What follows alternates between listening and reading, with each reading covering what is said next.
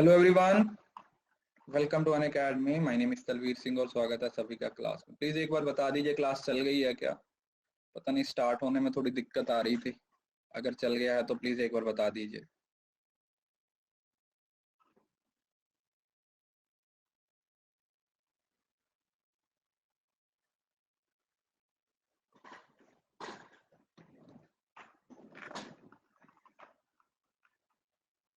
Good morning, good morning.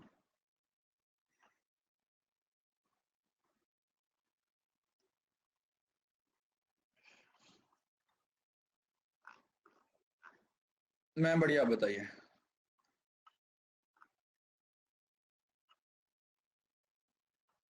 Teaching के MCQ लगा लिए क्या? पहले ये बताओ, टीचिंग का 150 क्वेश्चन सॉल्व कर लिया क्या? उसके जितने कंसेप्ट नए थे सर्च कर लिए क्या? तो पेपर कल नहीं हो रहा तुम्हारा, कल को नहीं है तुम्हारा पेपर, टेंशन मत लो।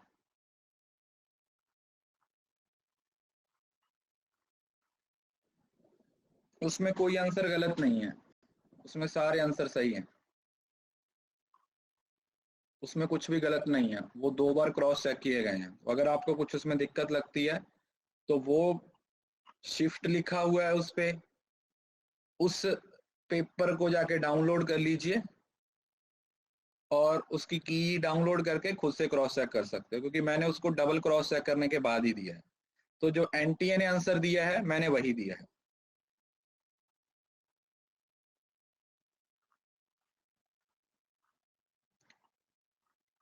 चलिए शुरू करते हैं। लास्ट क्लास है टीचिंग की।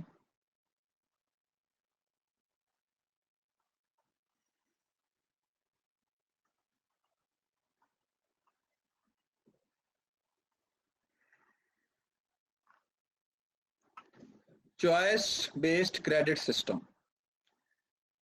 The University Grant Commission has initiated several measures to bring equity, efficiency and excellence in higher education.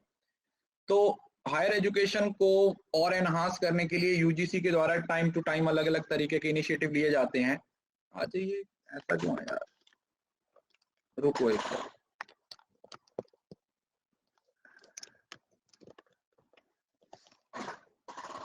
अब ठीक है। तो सीबीएसई ने सीबीसी यूजीसी के द्वारा अलग अलग तरीके के इनिशिएटिव्स लिए गए हैं। उसी में से एक इनिशिएटिव है जिसको बोला गया है CBCS, choice based credit system, जिससे कि ओवरऑल इंप्रूवमेंट है वो हायर एजुकेशन का होने वाला है, जितने भी आपके हायर एजुकेशन सिस्टम। ठीक है जी।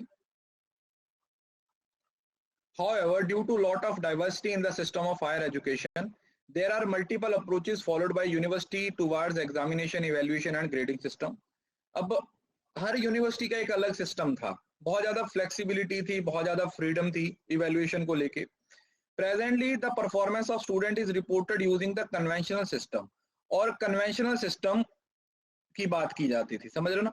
Conventional system of marks secured by the examination और ग्रेड्स, और बहुत दोनों चीजों की बात हो रही थी। The conversion from marks to letter grades and the letter grades used very widely across the higher education in the current country. तो अब क्या हो रहा है, जो पहले नंबर सिस्टम होता था उसको किस में कन्वर्ट कर दिया गया है? उसको ग्रेड सिस्टम में कन्वर्ट कर दिया गया सीबीसीएस के अंडर। सीबीसीएस के under choice based credit system के अंदर क्या कर दिया गया, जो मार्क्स थे उनको क्रेडिट्स में और ग्रेड में क्या कर दिया गया है, डिवाइड कर दिया गया और उसी के अकॉर्डिंग चीजों को प्रेजेंट किया गया। The grading system is consider to be better. जो ग्रेडिंग सिस्टम है वो पहले वाले सिस्टम से ज्यादा अच्छा है than the conventional mark system, and hence it has been followed in the top institution in India and abroad. अगर आप अब्रॉड में भी जाओगे, अगर आप फॉरेन कंट्रीज में भी जाके देखते हो, वहां पर भी यही ग्रेडिंग सिस्टम को ही यूज किया जाता है और कोई सिस्टम मार्क्स वाला वहां पर यूज नहीं किया जाता। So it is desirable to introduce uniform grading system. इस वजह से गवर्नमेंट को लगा या यूजीसी को लगा कि ये जो ग्रेडिंग सिस्टम है ना, इसको यूनिवर्सल लेवल पे प्रेजेंट कर देना चाहिए, मतलब हर जगह पे इसको क्या कर देना चाहिए, पेश कर देना चाहिए। This will facilitate students' mobility across institutions within and across the countries, and also enable potential employees to access performance of students, जिसके बेसिस पे स्टूडेंट्स की परफॉर्मेंस है उसको बड़ी आसानी से क्या किया जा सकता है, एक्सेस किया जा सकता है। To bring in desired uniformity in grading system and method for computing the CGPA.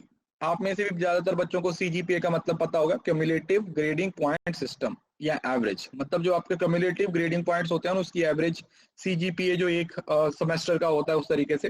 Based on the performance of student in examination the UGC has formulated these guidelines. तो CGPA के लिए UGC के द्वारा कुछ गाइडलाइंस आई हैं जो कि इस पूरे सिस्टम को क्या बनाता है, यूनिफॉर्म बनाने की बात करता है कि सब कुछ क्या हो जाना चाहिए, यूनिफॉर्म तरीके से चलना चाहिए.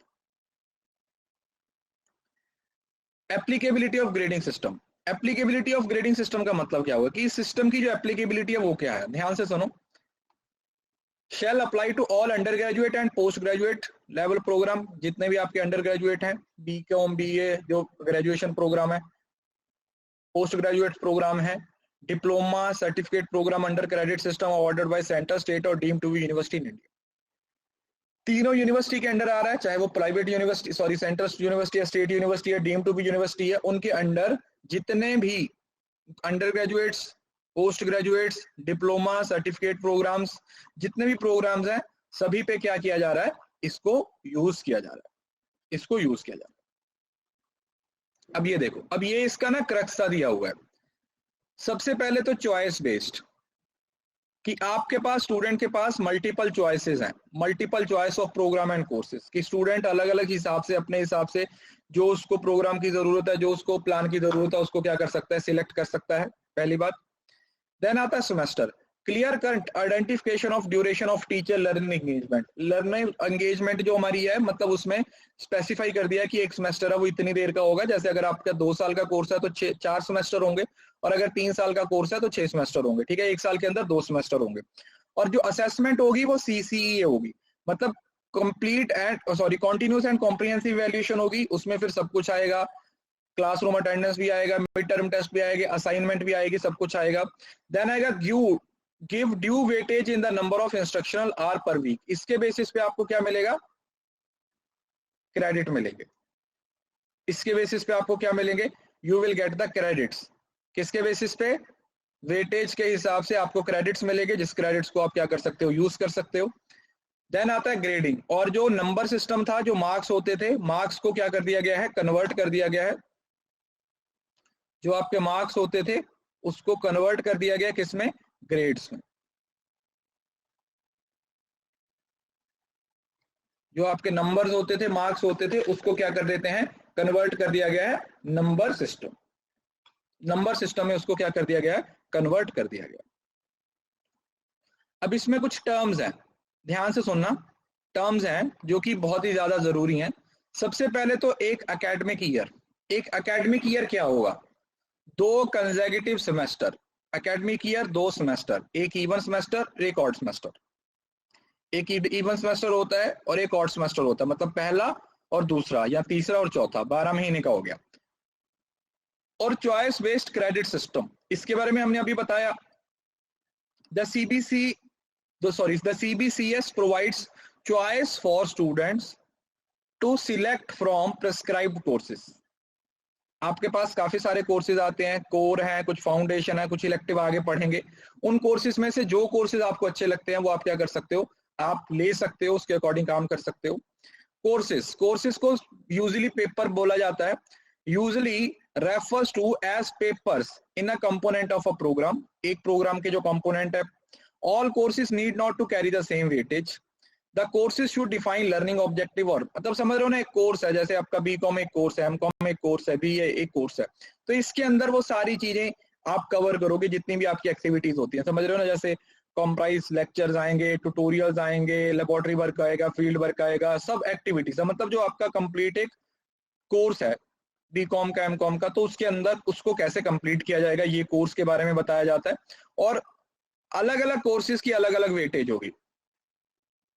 ठीक है, अगर ग्रेजुएशन कोर्सेज हैं उनकी अलग होगी, पोस्ट ग्रेजुएशन, अंडर ग्रेजुएशन है, तो हर तरीके के कोर्सेज की अपनी अलग अलग क्या होगी, वेटेज होगी. Credit based semester system. Under the CBCS, the requirement for awarding a degree or diploma or certificate is prescribed in the terms of credits to be completed by the students. तो जो आपको degree मिलेगी, वो किसके basis पे मिलेगी, वो आपने जितने क्रेडिट्स अर्न किए, जो आपको डिग्री मिलेगी, जो अवार्ड की जाएगी आपको डिग्री, वो किसके बेसिस पे होगी? Credits to be completed. जितने क्रेडिट्स हैं वो कंप्लीट करने पड़ेंगे, जो भी उसके पैरामीटर्स होंगे, उन क्रेडिट्स को पूरा कर दोगे तो आपको क्या कर दी जाएगी? डिग्री है वो असाइन कर दी जाएगी। अब ये क्रेडिट क्या होते हैं? देखो, क्रेडिट और क्रेडिट पॉइंट की बात हो रही है। क्रेडिट पॉइंट का मतलब product of grade point and number of credit for a course, की एक कोर्स के लिए जो टोटल जितने भी ग्रेड पॉइंट या क्रेडिट पॉइंट चाहिए होते हैं उसके सम को क्या बोल दिया जाता है? क्रेडिट पॉइंट बोल दिया जाता है। और एक क्रेडिट क्या होता है? A unit by which the course work is measured. जिस यूनिट से आपका कोर्स वर्क है वो मेजर किया जाता है। Number of hours of instruction required per week, मतलब एक वीक के अंदर कितने घंटे काम करना है। और एक क्रेडिट किसके बराबर होगा? 1 घंटा टीचिंग के या 2 घंटे practical field work per week. मतलब अगर आप 1 घंटा टीचिंग करते हो तो उसके आपको, मतलब क्लास लेते हो तो उसका आपको 1 क्रेडिट मिलेगा। और अगर आप 2 घंटे का प्रैक्टिकल वर्क करते हो तो उससे आपको 1 क्रेडिट मिलेगा। तो क्रेडिट की वैल्यू आपको यहाँ पर बताई गई है। एक टीचिंग के हिसाब से 1 घंटा, और अगर अदर एक्टिविटीज हैं, ठीक है, जैसे फील्ड एक्टिविटीज हो गई या और कोई एक्टिविटीज होगी, प्रैक्टिकल वर्क हो गया, तो उसमें क्रेडिट की वैल्यू 2 को 1 के बराबर बोलो। जैसे अनअकैडमी पे भी आप क्रेडिट अर्न करते हो ना, अनअकैडमी पे भी आपको क्रेडिट मिलते हैं जब आप क्लास देखते हो, क्लास देखने के बाद आपको क्रेडिट्स मिल जाते हैं। तो वो क्रेडिट्स को भी आप क्या कर सकते हो? यूज कर सकते हो।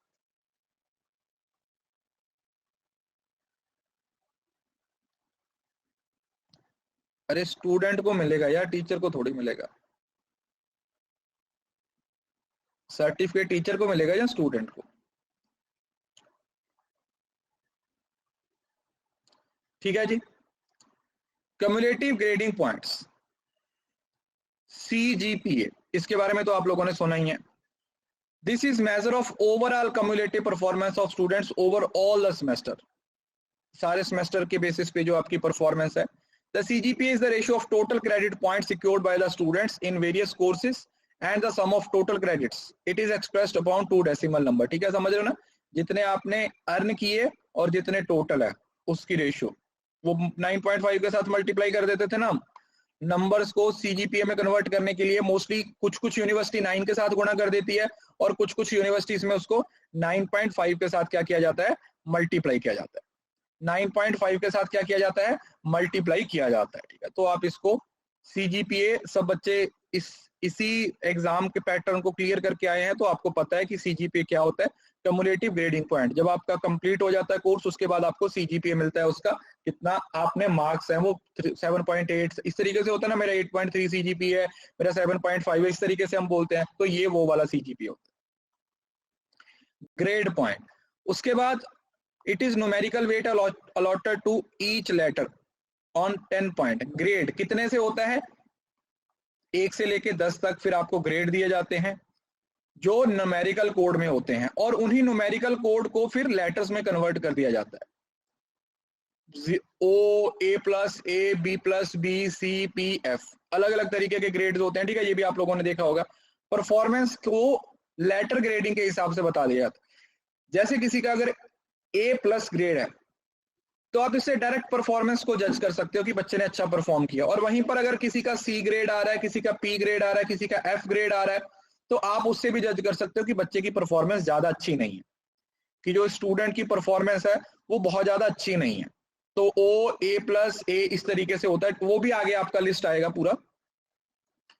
Programme, an education programme leading to award of degree, diploma और सर्टिफिकेट, और ये आता है सेमेस्टर ग्रेडिंग पॉइंट। जैसे यहां पर जो ये था वो सारे सेमेस्टर को कंबाइन करके आता है, ये सारे कंबाइन करके आता है। और जो ये वाला है सेमेस्टर ग्रेड SGPA, ये एक पर्टिकुलर सेमेस्टर की वैल्यू होती है, समझ रहे हो ना? वहां पर जो आपका CGPA है वो पूरे कोर्स का है, चारों कोर्सेज को, चारों सेमेस्टर को मिला के कंबाइंड निकाला जाता है, और ये आपके किसी एक पर्टिकुलर सेमेस्टर की जो परफॉर्मेंस होती है उसको SGPA के अंडर कवर किया जाता है। किसके अंडर कवर किया जाता है? SGPA के अंडर कवर किया जाता है आपके एक सेमेस्टर की परफॉर्मेंस को। किसको? एक सेमेस्टर की परफॉर्मेंस को, एक सेमेस्टर की परफॉर्मेंस को SGPA के अंडर क्या किया जाता है? कंसीडर किया जाता है। सेमेस्टर आप लोगों को पता है कितने का होता है? 15 से 18 वीक का एक होता है, और उसमें कम से कम कितने एक्चुअल डे होने चाहिए? 90 दिन की पर पढ़ाई होनी चाहिए, ठीक है। 15 से लेके 18 वीक, या फिर 15 से 18 वीक हो जिसमें मिनिमम 90 डेज है, वो आपको क्लास लेनी रहती है। मतलब 90 दिन बच्चों को पढ़ाना होता है। ट्रांसक्रिप्ट और ग्रेड सर्टिफिकेट, उसके बाद आप लोगों को सर्टिफिकेट दे दिया जाता है। जो आपको सर्टिफिकेट दिया जाता है उसमें आपका जो code, title, number of credit, grade, security का वो सारा कुछ जैसे सर्टिफिकेट होता है ना, समझ रहे हो ना, जो आपका फाइनल सर्टिफिकेट हो गया। क्या हो गया? जो एक तरीके से आपका फाइनल सर्टिफिकेट होता है, वो ही आपका डिफरेंस। अब सेमेस्टर सिस्टम और चॉइस बेस्ड क्रेडिट सिस्टम में कुछ कुछ चीजें हैं जो आपके लिए इंपॉर्टेंट है। देखिए, जैसे ही चॉइस बेस्ड क्रेडिट सिस्टम आया तो सबसे पहला चेंज क्या हुआ कि जो आपका एनुअल सिस्टम था उसको किस में कन्वर्ट कर दिया गया? उसको सेमेस्टर सिस्टम में कन्वर्ट कर दिया गया। जब हम स्कूल में पढ़ते थे तो हमारी तो बीकॉम भी किसमें थी? हमारी बीकॉम भी कौन से सिस्टम पे थी? हमारी बीकॉम एनुअल सिस्टम पे थी। हमारे जो सेमेस्टर सिस्टम शुरू हुआ वो कब शुरू हुआ? वो आपका 6 महीने का जो एमकॉम था वहां पर आके हमारा जो सेमेस्टर सिस्टम है उसकी शुरुआत हुई थी, सेमेस्टर सिस्टम की शुरुआत हुई थी। The Indian higher education institution has been moving from the conventional annual system to semester system. Currently, many of the institutions have already introduced choice-based credit system. और बहुत सारे इंस्टीट्यूशन ने, हाँ अब तो ऑलमोस्ट हर जगह पे, इवन कि अब तो स्कूल में भी यही इसको इंट्रोड्यूस कर दिया गया है। एक सेकंड,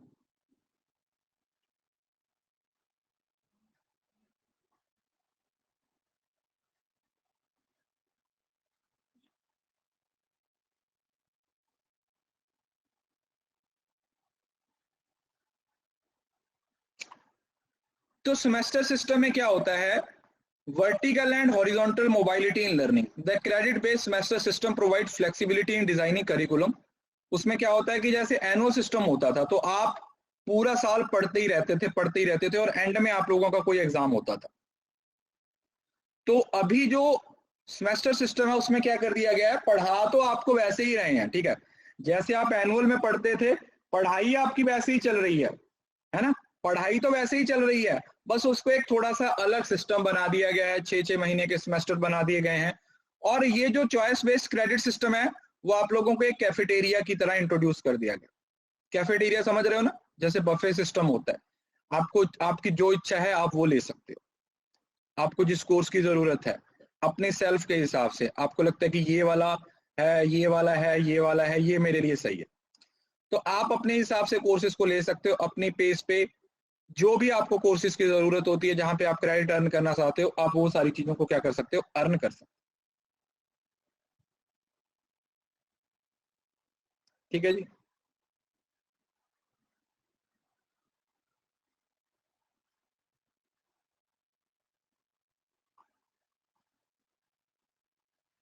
ये अब ये आए कोर्स, देखो उस दिन हम एक क्वेश्चन कर रहे थे जिसमें ये वाले क्वेश्चंस, यहां से क्वेश्चन आया था।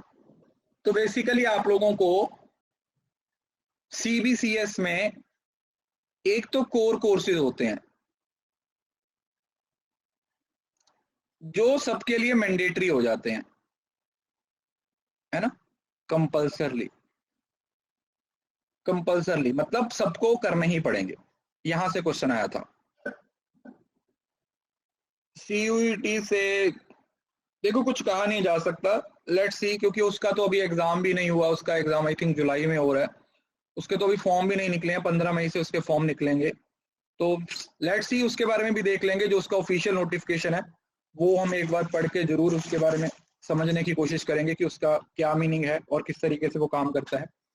तो जो कोर कोर्सेज हैं, जो कोर कोर्सेज हैं, कोर कोर्सेज आपके कंपलसरी होते हैं, सभी के लिए होते हैं।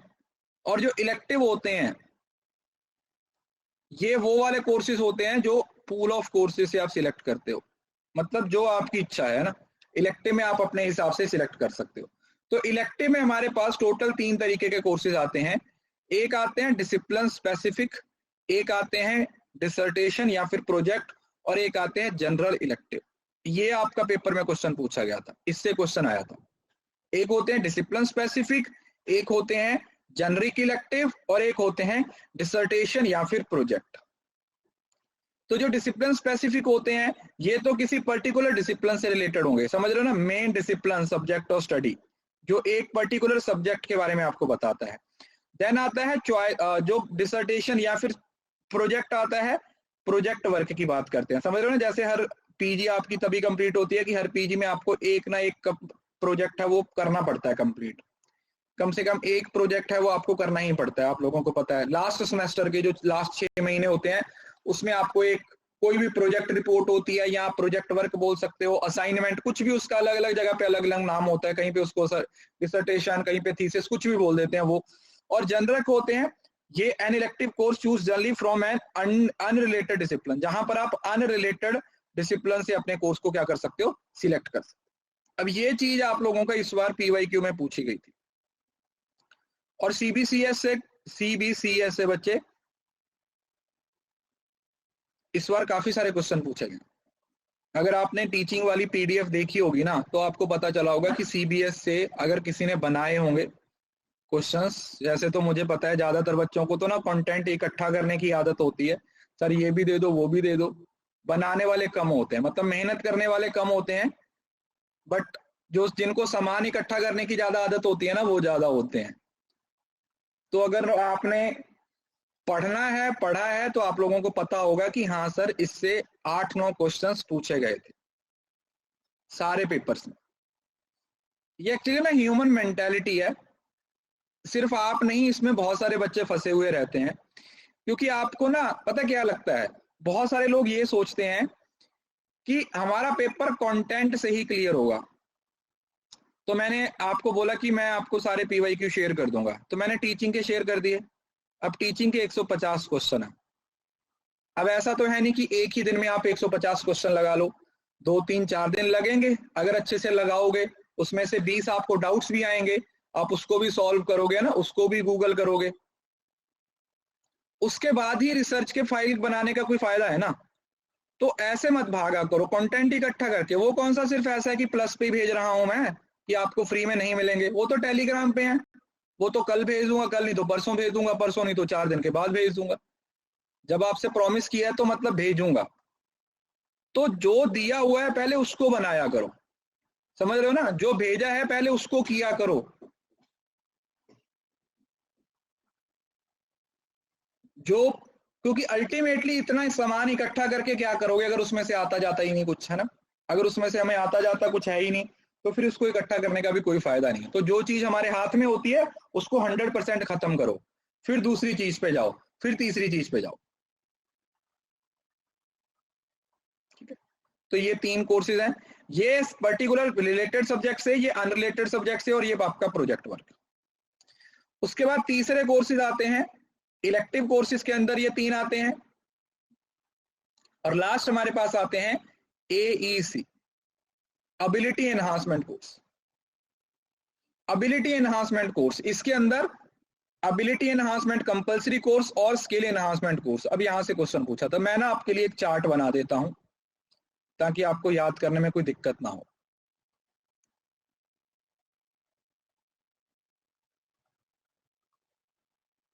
देखो टोटल कितने तरीके के कोर्सेज हैं, 3 तरीके के कोर्सेज हैं।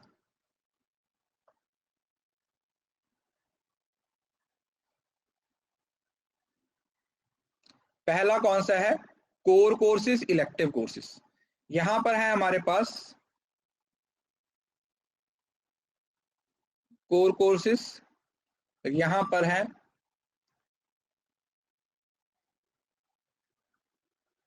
इलेक्टिव कोर्सेज, और यहां पर है AEC, ability enhancement courses.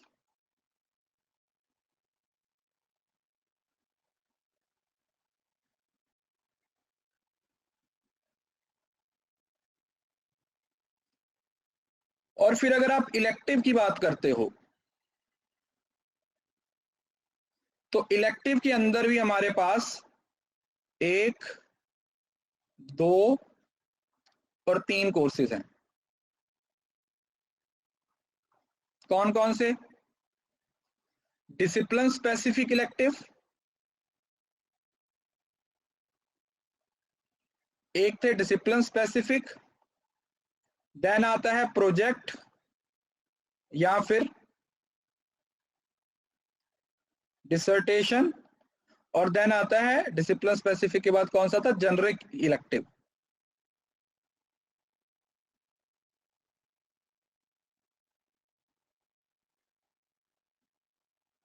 Generic elective क्या है? Generic elective. और जो एबिलिटी इनहांसमेंट कोर्सेज हैं वो भी आप लोगों के आगे कितने तरीके के हैं? 2 तरीके के, 1 और 2। कौन से? एक है ability enhancement compulsory course, ability enhancement compulsory course, और एक है skill enhancement course.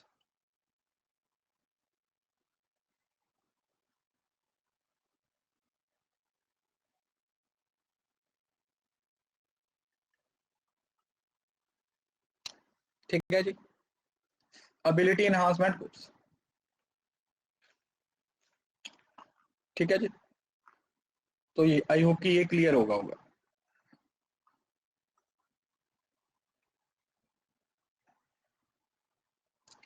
Examination and assessment, इसके बाद इसमें कुछ खास रह नहीं जाता, एक ग्रेडिंग वाला सिस्टम है वो है।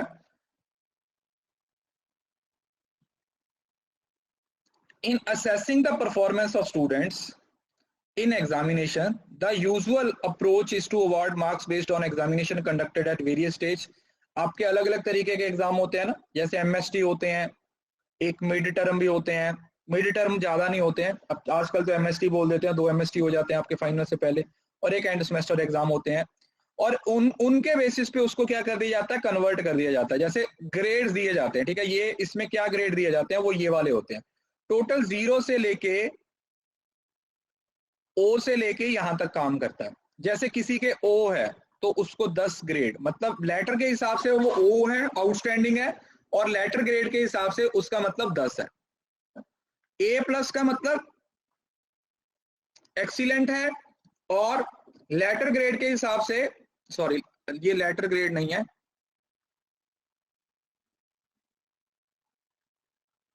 ये ग्रेड पॉइंट्स है।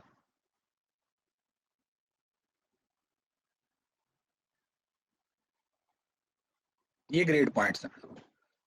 एवरेज 8 दिए हैं, B plus 7, B above average 6, C 5, 4 pass. उसके बाद अगर फेल है या एब्सेंट है, मतलब ग्रेड पॉइंट 4 से लेके 10 तक ही काम करते हैं। और ये ए बी और सी, मतलब प्लस ए और A, B plus B, C P F A B और ओ, ये इसी तरीके से आप लोगों ने याद रखना। इसको इसी तरीके से याद रखना है, इसको अलग तरीके से याद करने की जरूरत नहीं है।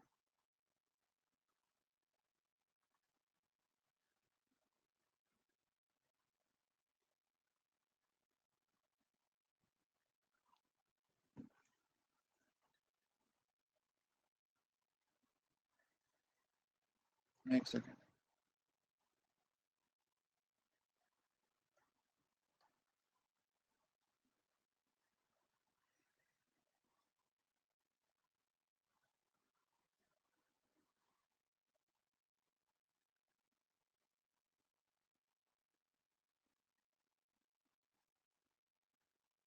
चलिए ये इसी तरीके से याद रखना है, ये भी आपको मैच द कॉलम में पूछा जा सकता है।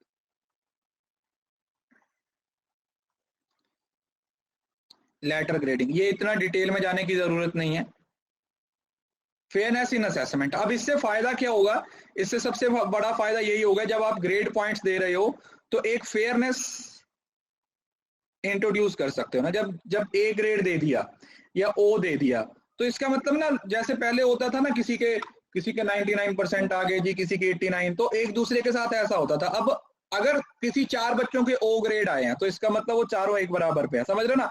एक हेल्दी कंपटीशन है, ऐसा नहीं है कि भाई यही टॉप करेगा या ऐसा ही रहेगा। तो बच्चों के अंदर भी वो एक इच्छा रहती है कि हमें ज्यादा अच्छा ग्रेड लेना है। सबको एक लेवल पे हमने कवर कर दिया। क्या कर दिया? सबको एक प्रॉपर से लेवल पे क्या कर दिया हमने? कवर कर दिया कि अच्छा यार ये वाले लेवल की बात है वो की जा रही है। क्लियर?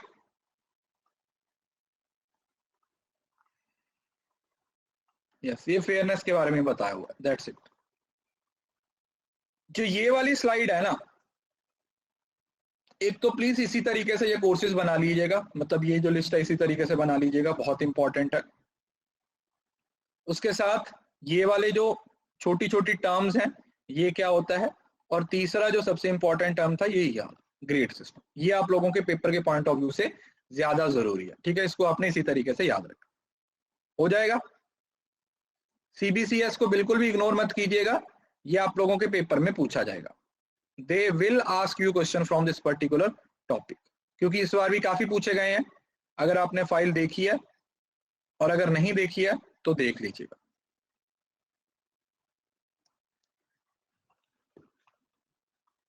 ठीक है, आगे बढ़ते हैं।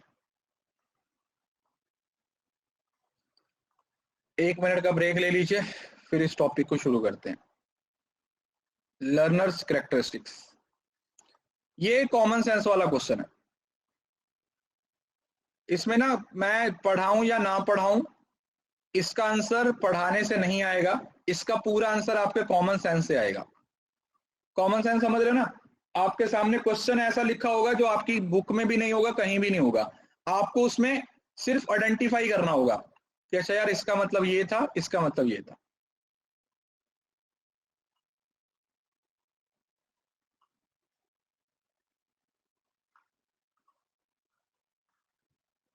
देखो क्वेश्चन तो हर जगह से ही आता है, क्वेश्चन तो सिलेबस में से ही आएगा ना, क्वेश्चन तो आपको हर जगह से ही देखने को मिलेगा।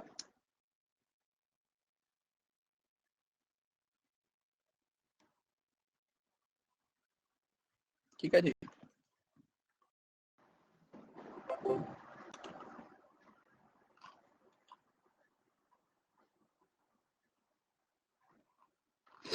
अब लर्नर, देखो लर्नर और लर्निंग वाला जो कंसेप्ट है वो हमने पूरा पढ़ लिया, ठीक है?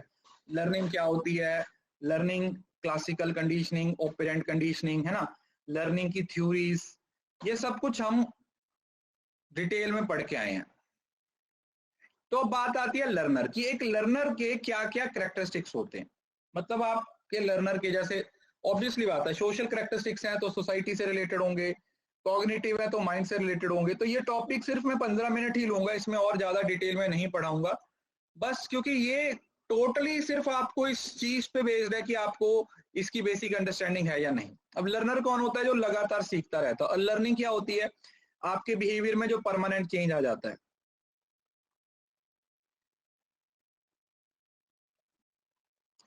जो परमानेंट चेंज आ जाता है वो आपका क्या होता है? That is learning. फिर वो चाहे बिहेवियरिज्म के थ्रू आए, चाहे वो कॉग्निटिज्म के थ्रू आए, चाहे वो कंस्ट्रक्टिविज्म के थ्रू आए, जिस मर्जी तरीके से वो आपके सामने आती है, मगर वो लर्निंग चलती रहती है। तो अब लर्नर के कैरेक्टरिस्टिक्स क्या होते हैं? देखो अब यही वो चीज है जो आगे भी घूम फिर के आएगी, और इसमें इससे ज्यादा कुछ है नहीं।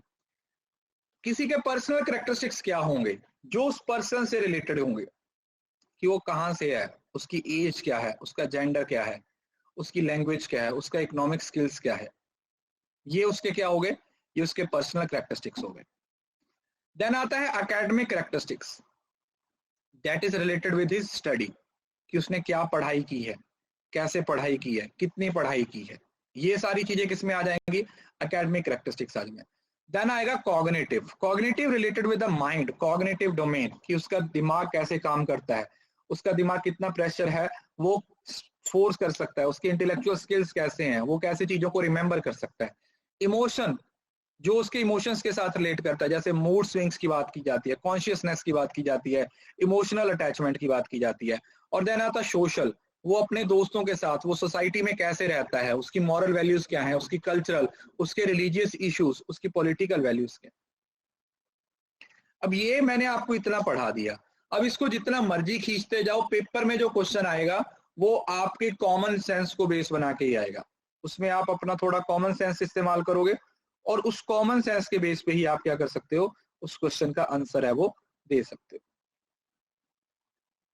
क्या कर सकते हो, वो कॉमन सेंस का इस्तेमाल करके ही आप क्वेश्चंस का आंसर दे सकते हो। जैसे देखो पर्सनल में सब बता दिया, एज, जेंडर, कल्चरल, उस पर्सन से रिलेटेड। पर्सनल का मतलब जो पर्सन से रिलेटेड है,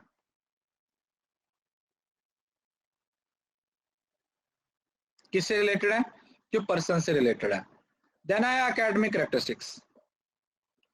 एकेडमिक कैरेक्टरिस्टिक्स में आएगा जो उसके एकेडमिक से रिलेटेड है, उसकी एजुकेशन से रिलेट करते हैं, जैसे उसकी एजुकेशन टाइप, उसका एजुकेशन का लेवल, उसकी knowledge. The learners have social emotional characteristic. उसके बाद सोशल में क्या आएगा, जो सोसाइटी से रिलेटेड होंगे, उसके मॉरल इश्यूज, उसका कल्चर, उसका रिलीजियस इश्यूज, उसके पॉलिटिकल इश्यूज, ये सारे क्या आ जाएंगे, ये सोशल कैरेक्टरिस्टिक्स का पार्ट बन जाएगा। देन आएगा कॉग्निटिव। कॉग्निटिव का मतलब जो उसके माइंड से रिलेट करते हैं, वही mental pressure, solving, intellectual skills, remembering, organising, store information. और इमोशन, जो इमोशंस के साथ रिलेट करते हैं, mood swing, self consciousness, emotional और अटैचमेंट। सोशल और personal quality, growth and development किस तरीके से हो रही है, विलिंगनेस टू लर्न। जैसे अब आप लोगों को पता है ना, अपने एंड्रागोजी पढ़ के आए थे, पढ़ा था लर्निंग ऑफ अडल्ट लर्निंग, क्या पढ़ के आए थे, अडल्ट लर्निंग के बारे में पढ़ के आए थे। तो वो एंड्रागोजी का मतलब क्या हुआ, एंड्रागोजी का मतलब हुआ अडल्ट लर्नर। अब उसके हमने कुछ प्रिंसिपल्स पढ़े थे कि वो सीखने के लिए तैयार रहते हैं, उनके अंदर बहुत अच्छे स्किल्स होते हैं, वो चीजों को और अच्छे से कवर करने की कोशिश करते हैं, ठीक है। वो वाला इंटरेस्ट और एटीट्यूड ऑफ लर्नर, कि उसका कैसा इंटरेस्ट है, वो एडजस्ट हो सकता है इजीली, उसको इंटरनल मोटिवेशन मिल रहा है। जैसे वहां पर, जैसे पेडागोजी में हम किस पे फोकस कर रहे थे, when we were talking about pedagogy, हम फोकस कर रहे थे एक्सटर्नल मोटिवेशन,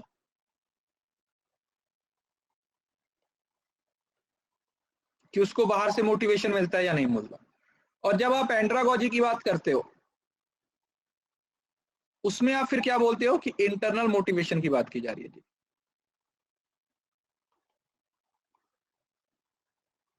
इंटरनल मोटिवेशन की बात की जा रही है,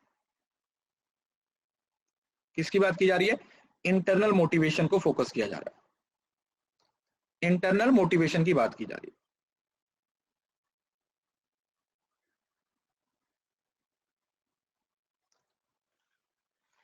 देन उसका सोशल बैकग्राउंड कैसा है, उसके पास पावर कितनी है, किस तरीके से वो अपनी प्रॉब्लम्स को सॉल्व कर सकता है। अब आता है जैसे अडोलसेंट लर्नर, जो अडल्ट लर्नर से पहले होगा, जो क्या होगा, जो अडल्ट लर्नर से पहले होगा।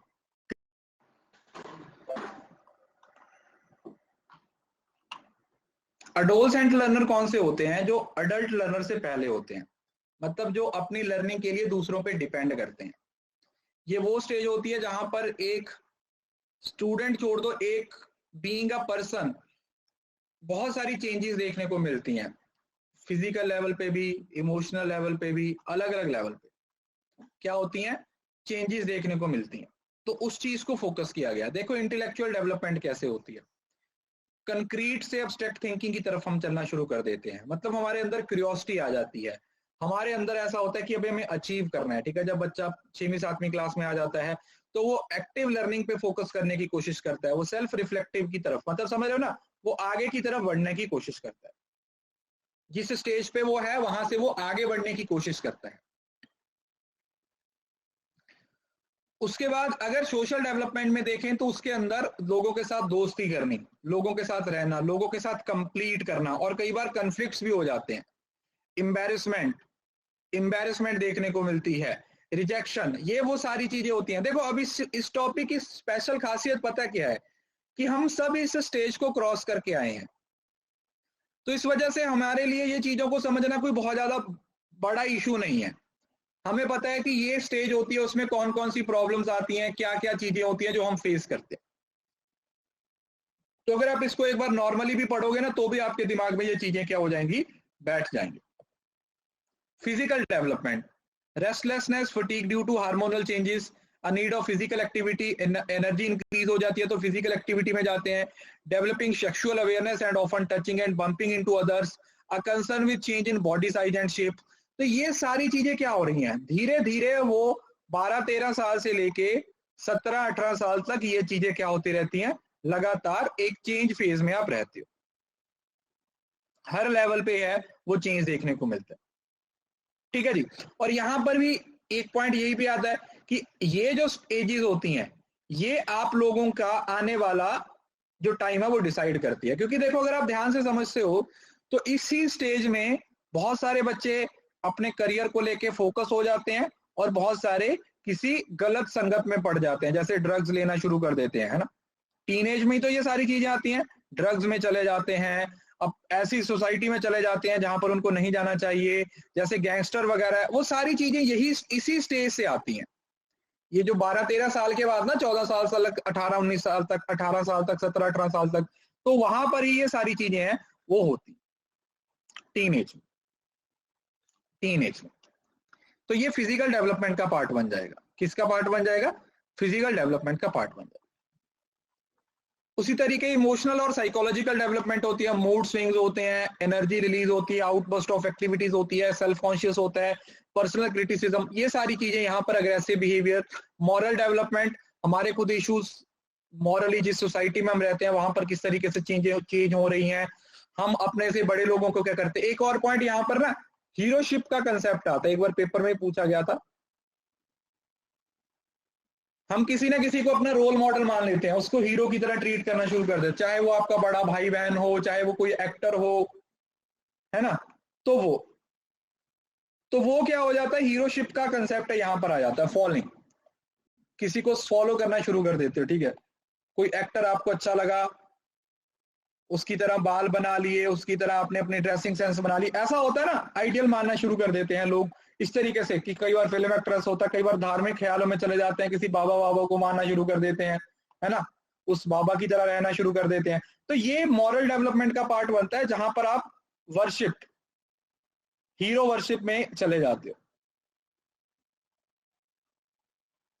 हीरो वर्शिप वाले कंसेप्ट में आप चले जाते हो।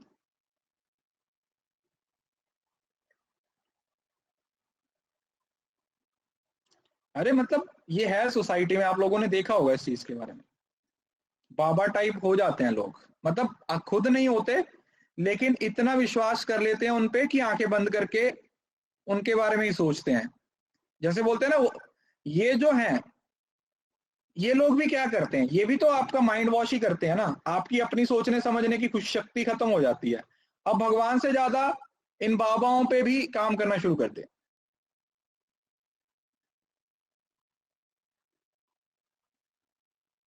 देखा होगा आप लोगों ने। तो हो क्या रहा है, इंडोक्ट्रिनेशन ही हो रहा है। अब देखो एक बहुत सिंपल सा, मैं ना हमेशा लॉजिक लगाता हूं जब मुझे कोई इस चीज के बारे में पूछता है, और इस चीज को लेके लोगों की अलग अलग थिंकिंग भी होती है, क्योंकि लोग, हमें, हमारे लिए सबसे सुप्रीम क्या है, मतलब आप सोचो कि एक गॉड है, भगवान है, हम चाहे किसी भी रिलीजन से बिलोंग करते हैं, हमारे हर रिलीजन में भगवान का कंसेप्ट एक ही है, यस और नो। हमारे हर रिलीजन में, चाहे आप हिंदू रिलीजन से हो, चाहे मुस्लिम से हो, चाहे सिख है, चाहे क्रिश्चियनिटी से, किसी भी रिलीजन से बिलोंग करते हो, हर रिलीजन में गॉड का कंसेप्ट है या नहीं है। और हर रिलीजन के हिसाब से भगवान है, उसी ने हमें बनाया है, उसी पे भरोसा करना है, सब कुछ वही कर रहा है। और ये भी बोला गया है कि इस दुनिया में जो भी चीज की रचना हुई है वो भगवान ने बनाया, मतलब हम भी अगर इस दुनिया में हैं तो हम भी भगवान की वजह से इस दुनिया में आए। और वो जो बाबा, किसी बाबा के पीछे लग जाते हैं जो उनका माइंड वॉश करता है, ठीक है, कितने सारे स्कैम हैं जो आप लोगों ने देखे हैं। अगर देखा जाए तो उस बाबा को भी तो भगवान ने बनाया है, मतलब आप भगवान पे भरोसा ना करके उसके बनाए हुए किसी बंदे को भगवान की तरह मान रहे हो, मतलब आप प्रिंसिपल को छोड़ के एचओडी पे भरोसा कर रहे हो। लॉजिक तो यही हुआ ना कि जो वो बाबा आया है वो भी तो उस भगवान की वजह से ही आया है ना।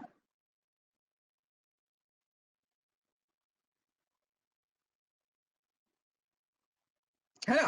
तो मैं तो सिर्फ अपना व्यू पॉइंट बता रहा हूं, इसमें ऐसा नहीं है कि मुझे किसी से कोई प्रॉब्लम है। देखो दुनिया है यार, जिसको जो करना करो, हम तो अपनी अपने व्यू पॉइंट बताते हैं कि हमारी थिंकिंग कैसी है। अब हो सकता है आप में से कुछ लोग किसी चीज को मानते हो तो मानते रहो, हम आपको रोक नहीं रहे। मैं तो उसके पीछे का लॉजिक समझा रहा हूं, मैं तो उसके पीछे का एक बीइंग अ टीचर मैं आपको उस चीज की रियलिटी बता रहा हूं कि एक्चुअली में उसके पीछे लॉजिक क्या है। अगर आप अभी भी किसी भी इंसान को आंखें बंद करके फॉलो कर रहे हो तो इसका मतलब आपने जितना पढ़ाई वढ़ाई की है ना वो सब गई कुएं में।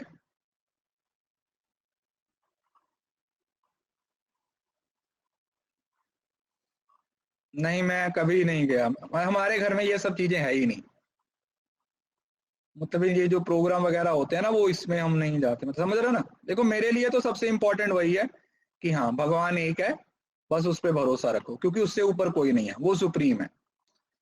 अगर किसी को किसी बाबा को आप मान भी रहे हो तो अल्टीमेटली वो भी भगवान नहीं बनाया, तो भगवान से ऊपर तो वो भी नहीं है, बात यहाँ पे खत्म हो जाती है। समझ रहे हो ना। किसी भी बाबा को आप मान रहे हो वो भी तो भगवान नहीं बनाया है ना। तो अगर डायरेक्ट तुम भगवान में विश्वास कर लो तो उससे उस पर विश्वास करने की जरूरत ही नहीं पड़ेगी, है ना। मेरी थिंकिंग ये है बस। तुम सुप्रीम पावर पे भरोसा रखो, बाकी तो छोटी छोटी हैं, ये तो उसके एजेंट्स हैं जो नीचे वाले लोग हैं। उसने सब चीज की क्रिएशन की है, भगवान ने, गॉड ने, सृष्टि ने, जिसको आप बोलते हो। तो अगर आप उस पर भरोसा करके नीचे वाले लोगों पे भरोसा कर रहे हो, वैसे नहीं होगा। Learners characteristics as adult learner, अब ये वाला आपको पूरा टॉपिक मैंने एंड्रागोजी में पढ़ा दिया, एंड्रागोजी में पढ़ा दिया। देखो अब इस चीज के बारे में ना ज्यादा डिस्कशन करने का कोई मतलब नहीं होता क्योंकि बहुत सारे लोग ना इसको दिल पे ले लेते हैं, इस वजह से मैं ज्यादा बोलता नहीं। बस मैं सिर्फ आपको ये चाहता हूं कि आप अपनी आंखें खुली रखो और देखो कि आसपास आपके हो क्या रहा है। अपना कॉन्शियस हम आपको क्लास में आने का मतलब क्या है कि आपको इंडिपेंडेंट बनाया जाए, है ना। कि आपको इंडिपेंडेंट बनाया जाए, कि आप खुद से किसी चीज को जज करके देखो। जैसे कोई आपको बोल दे कि ठीक है भाई, किसी बाबा जी ने आपको बोल दिया कि बेटा अगर बिल्ली ने रास्ता काट दिया तो वहीं पे रुक जाना, चप्पल उतार देना, 2 मिनट रुके रहना, नहीं तो एक्सीडेंट हो जाएगा। अब तुम सड़क के बीचों बीच जा रहे हो, सड़क क्रॉस करने लगे थे, उधर से बिल्ली ने रास्ता काट दिया, पूरी सड़क चल रही है, इतनी बसें आ रही हैं, तो तुम वहां पर 2 मिनट वेट करोगे क्या? तुम 1 सेकंड के लिए रुकोगे, जहाज ट्रक वाला तुम्हें वो मार के चला जाएगा।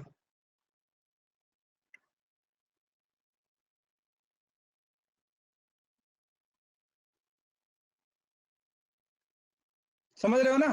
तो मैं तो सिर्फ आपको चाहता हूं कि आप अपना माइंड यूज करो, अपना दिमाग यूज करो, किसी भी चीज पे आंखें बंद करके विश्वास मत करो।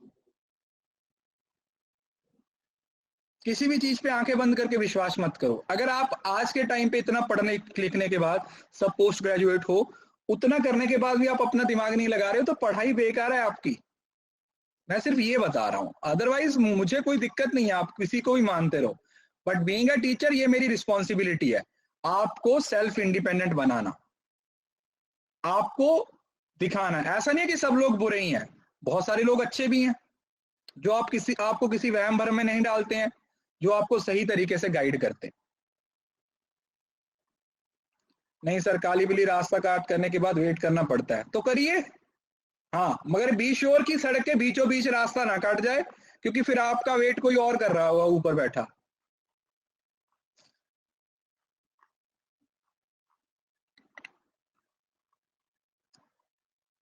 फैक्ट है, या आप बोलो कि मैं गलत बोल रहा हूं।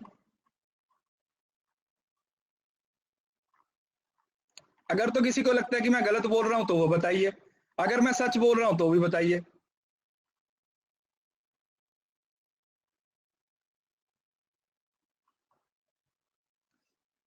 सही बात है, चलो कोई बात नहीं, छोड़ो इस चीज को। हर किसी की अपनी अपनी थिंकिंग है। अब छींक आने के बाद भी कुछ लोग करते हैं, मेरे को तो क्लास में आती है, मैं साथ में ही पढ़ाना शुरू कर देता हूँ। अदरवाइज कल से मुझे छींक आएगी, मैं बोलूंगा रुको बेटा, 2 मिनट मुझे सांस लेने दो, अभी मुझे छींक आई है, उसके बाद ही मैं पढ़ाऊंगा। मेरे को क्लास में छींक आ जाती है, मैं ऐसे करके साथ ही पढ़ाना शुरू कर देता हूँ, है ना। चलिए, अब आता है पॉइंट इंडिविजुअल डिफरेंस।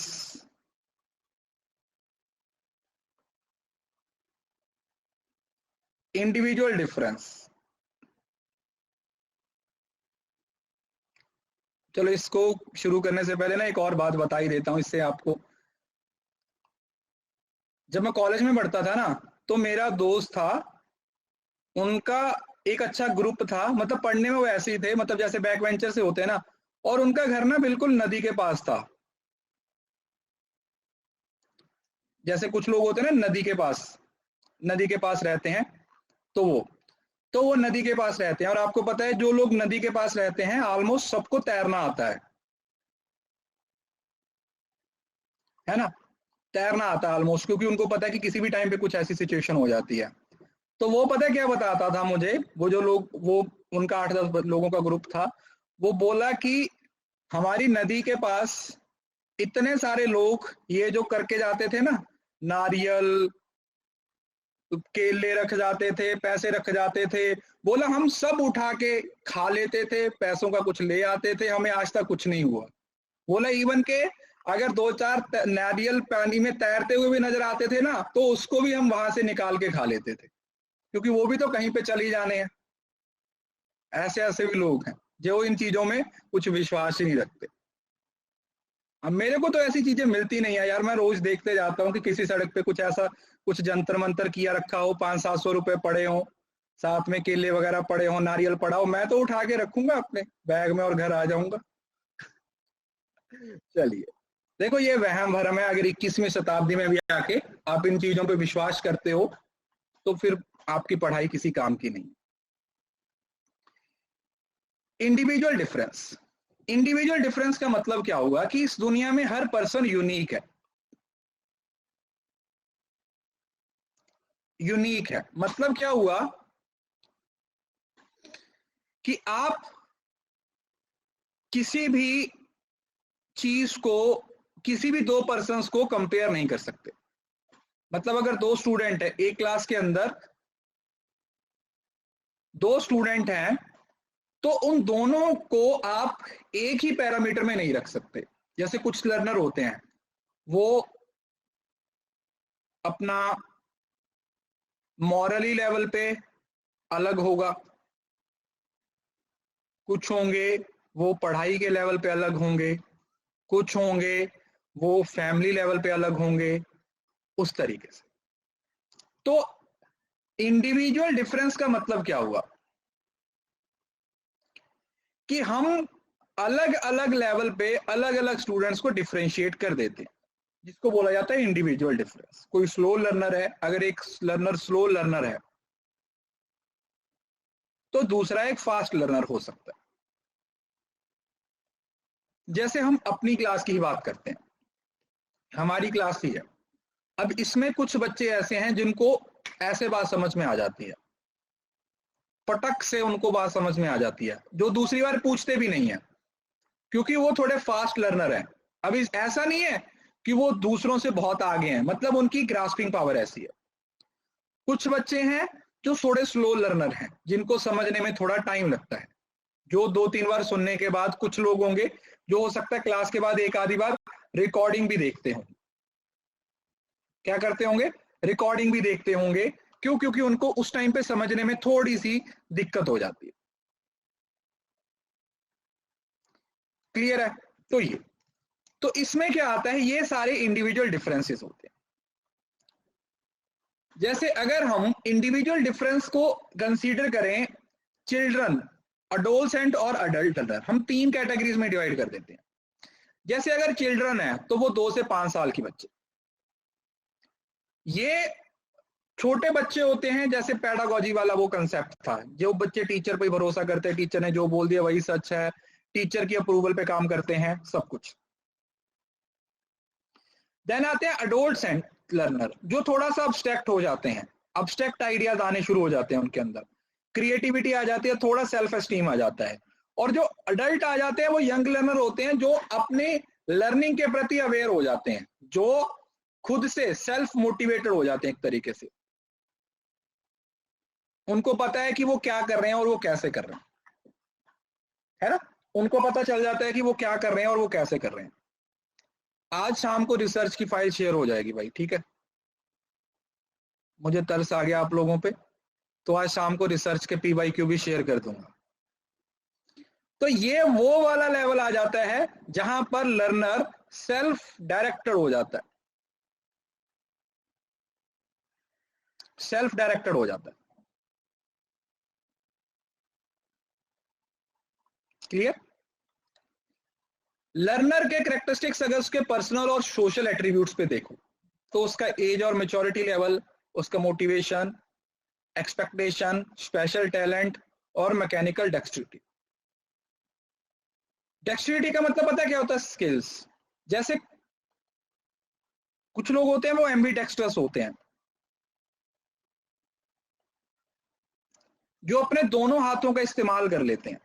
आप लोगों ने देखा होगा, कुछ लोग होते हैं लेफ्टी होते हैं, कुछ लोग होते हैं वो राइटी होते हैं, और कुछ लोग होते हैं वो दोनों हाथों से काम कर लेते हैं। They can use both their hands. वो राइट हैंड से भी लिख लेते हैं और लेफ्ट हैंड से भी लिख लेते हैं,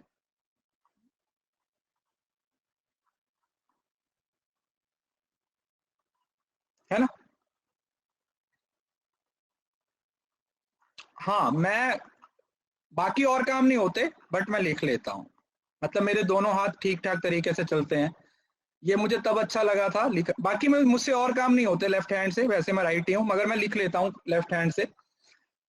मेरी एक टीचर थी जब हम 8th क्लास में पढ़ते थे, तो वो ना दोनों हाथों का इस्तेमाल करती थी। जब उसका राइट हैंड है वो थक जाता था ना लिखते लिखते, तो फिर वो लेफ्ट हैंड से लिखना शुरू कर देती थी। तो बड़ा अजीब लगता था उस टाइम पे, 8वीं क्लास की बात है, 7वीं। हमारे हायर वो होते थे वो मतलब प्रिंसिपल होते थे। तो तब मुझे लगा कि यार ऐसा होना चाहिए। तो अब ऐसा नहीं है कि बहुत ज्यादा परफेक्ट हूँ, बट हाँ मैं दोनों हाथों से लिख लेता हूँ और काम नहीं होते। हाँ, पढ़ाने वाला काम हो जाता है। तो एम्बीडेक्स्ट्रिटी का मतलब यही होता है। और ability to work under various environment condition. अब ये पेडागोजी और एंड्रागोजी का जो कंसेप्ट है वो हमने पहले भी पढ़ा हुआ है, तो आई होप कि आप लोगों को क्लियर होगा। अब जो अडल्ट लर्नर हो गए और यूथ लर्नर हो गए, अब ये वाले वो हो गए बच्चे जो पेडागोजी से थोड़ा सा आगे हैं, और ये एंड्रागोजी से थोड़ा आगे और यूटागोजी से थोड़ा सा पीछे। तो जो यूथ लर्नर होंगे, समझ रहे हो ना, मतलब वही 12-13 साल तक की उम्र के बच्चे होंगे या 14-15 साल तक, उनका फोकस किस पे होगा? उनका फोकस होगा सब्जेक्ट पे, है ना? जब हम स्कूल में होते थे तब हमारा मेन फोकस क्या होता था कि यार सिलेबस खत्म करना, जैसे होमवर्क खत्म करने पे होता था ना कि फटाफट से होमवर्क खत्म करो यार, बस यही हमारा फोकस होता था। किताबें बस कि बस पढ़ लिया तो पढ़ लिया। Focus on course completion. हम कोर्स कंप्लीट करने पे बहुत ज्यादा फोकस करते थे कि बस हमें अपना कोर्स है वो कंप्लीट करना है, अच्छे मार्क्स लेने हैं, तभी हमें घर वाले कुछ लेके दे। अच्छा, आपके घर वाले भी आपको कुछ लेके देते थे क्या?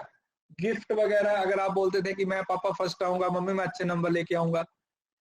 मेरे घर वालों ने मुझे 7वीं 8वीं तक तो लेके दिया, उसके बाद नहीं लेके दिया यार।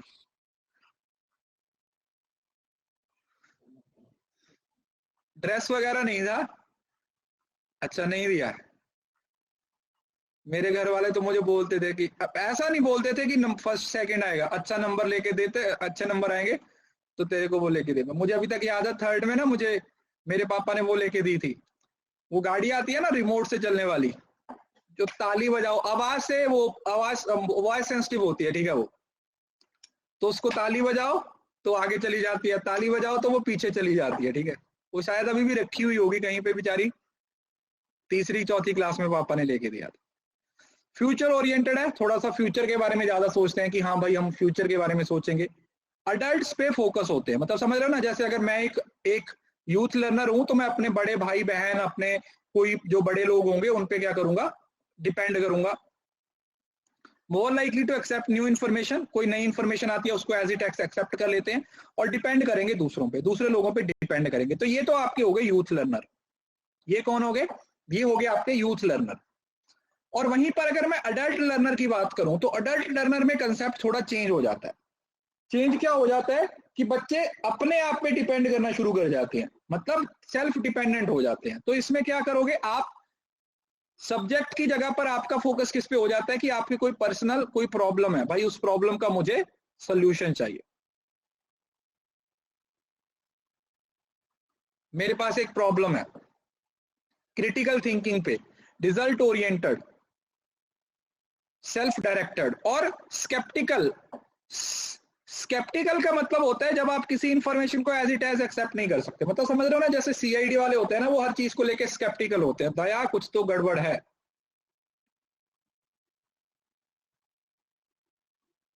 जो हर चीज को ना उसकी नजर से देखते हैं, शक की नजर से देखते हैं, है ना। जैसे आपने 2-3 दिन क्राइम पेट्रोल के एपिसोड देखे जिसमें 2-3 मर्डर थे ना, वो किसी रिलेटिव ने किए, तो नेक्स्ट टाइम जैसे ही आपके घर में कोई रिलेटिव आया तो आप उसको ना स्केप्टिकल नजरों से देखोगे कि भाई कहीं जाते जाते ये भी पकौड़े खा के हमारा ही कत्ल ना कर दे। ऐसा आता है ना, अगर आप बहुत ज्यादा ऐसे सीरियल वगैरह ऐसी मूवीज वगैरह देखते हो ना, तो आपका दिमाग भी उसी तरीके से चलना शुरू हो जाता है। मैं ये सब चीजें आपको क्यों बता रहा हूँ, क्योंकि 12वीं क्लास में मेरे साथ भी ऐसा हो गया था। 12वीं से लेके बीकॉम तक जो रिजल्ट था ना, मतलब बीकॉम तक जो रिजल्ट होता था, डाउट बोल सकते हो, हाँ, तो वो उसमें 2-3 महीने का गैप था, तो मैंने उसमें ना पूरा दिन सोनी टीवी पे ना सीआईडी चलता था, सीआईडी देख लिया, कभी क्राइम पेट्रोल देख लिया, कभी सावधान इंडिया देख लिया, मैं पूरा दिन वही देखता रहता था। तो मेरा भी दिमाग उसी तरीके से चलना शुरू कर दिया था, हर किसी को शक की नजर से देखना। तो ये अडल्ट लर्नर वाला वो होता है। और accept responsibility of their own learning, हम अपनी लर्निंग की रिस्पॉन्सिबिलिटी को खुद लेते हैं, हम अपनी रिस्पॉन्सिबिलिटी नहीं, फिर मैंने उसको देखना छोड़ दिया था, वो तो बहुत ज्यादा दिमाग खराब। एक्चुअली क्या, मैं बोर हो गया था उनसे ना, वो एक ही तरीके की चीजों को घुमाते रहते हैं, तो फिर मैं उसको लेके थोड़ा बोर हो गया था, इस वजह से मैंने उसको छोड़ दिया था देखना।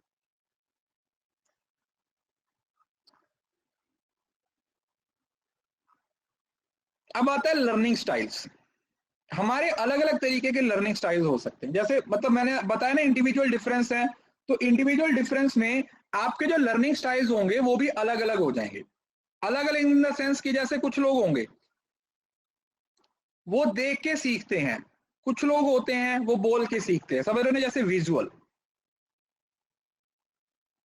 विजुअल्स, किसी चीज को देख के सीखते हो। कभी ऐसा हुआ आपने रात को 11-12 बजे कोई मूवी देखी भूतों वाली, और उसके बाद आप सो गए और आपको अपने कमरे में वही चुड़ैल वही भूत घूमता नजर आए? होता है ऐसा कभी कभी जब आप कोई हॉरर मूवी देख लेते हो, तो उसी के विजुअल्स चलते रहते हैं ना, आपको लगता है कि कोई मेरे पीछे खड़ा हुआ है, कोई मेरे आगे खड़ा हुआ हुआ है, कोई मेरे राइट खड़ा हुआ है, कोई मेरे लेफ्ट खड़ा हुआ हुआ है ना, कोई बेड के नीचे से ना निकल आए, है ना। चलिए, तो ये विजुअल्स हैं जब आप देख के सीखते हो। उसके बाद म्यूजिकल और ऑडिटरी, म्यूजिक से सीखने वाले, वर्बल वो लोग जो शब्दों से सीखते हैं, और फिजिकल और काइनेटिक्स बॉडी लैंग्वेज से स्किल्स वगैरह से सीखते हो।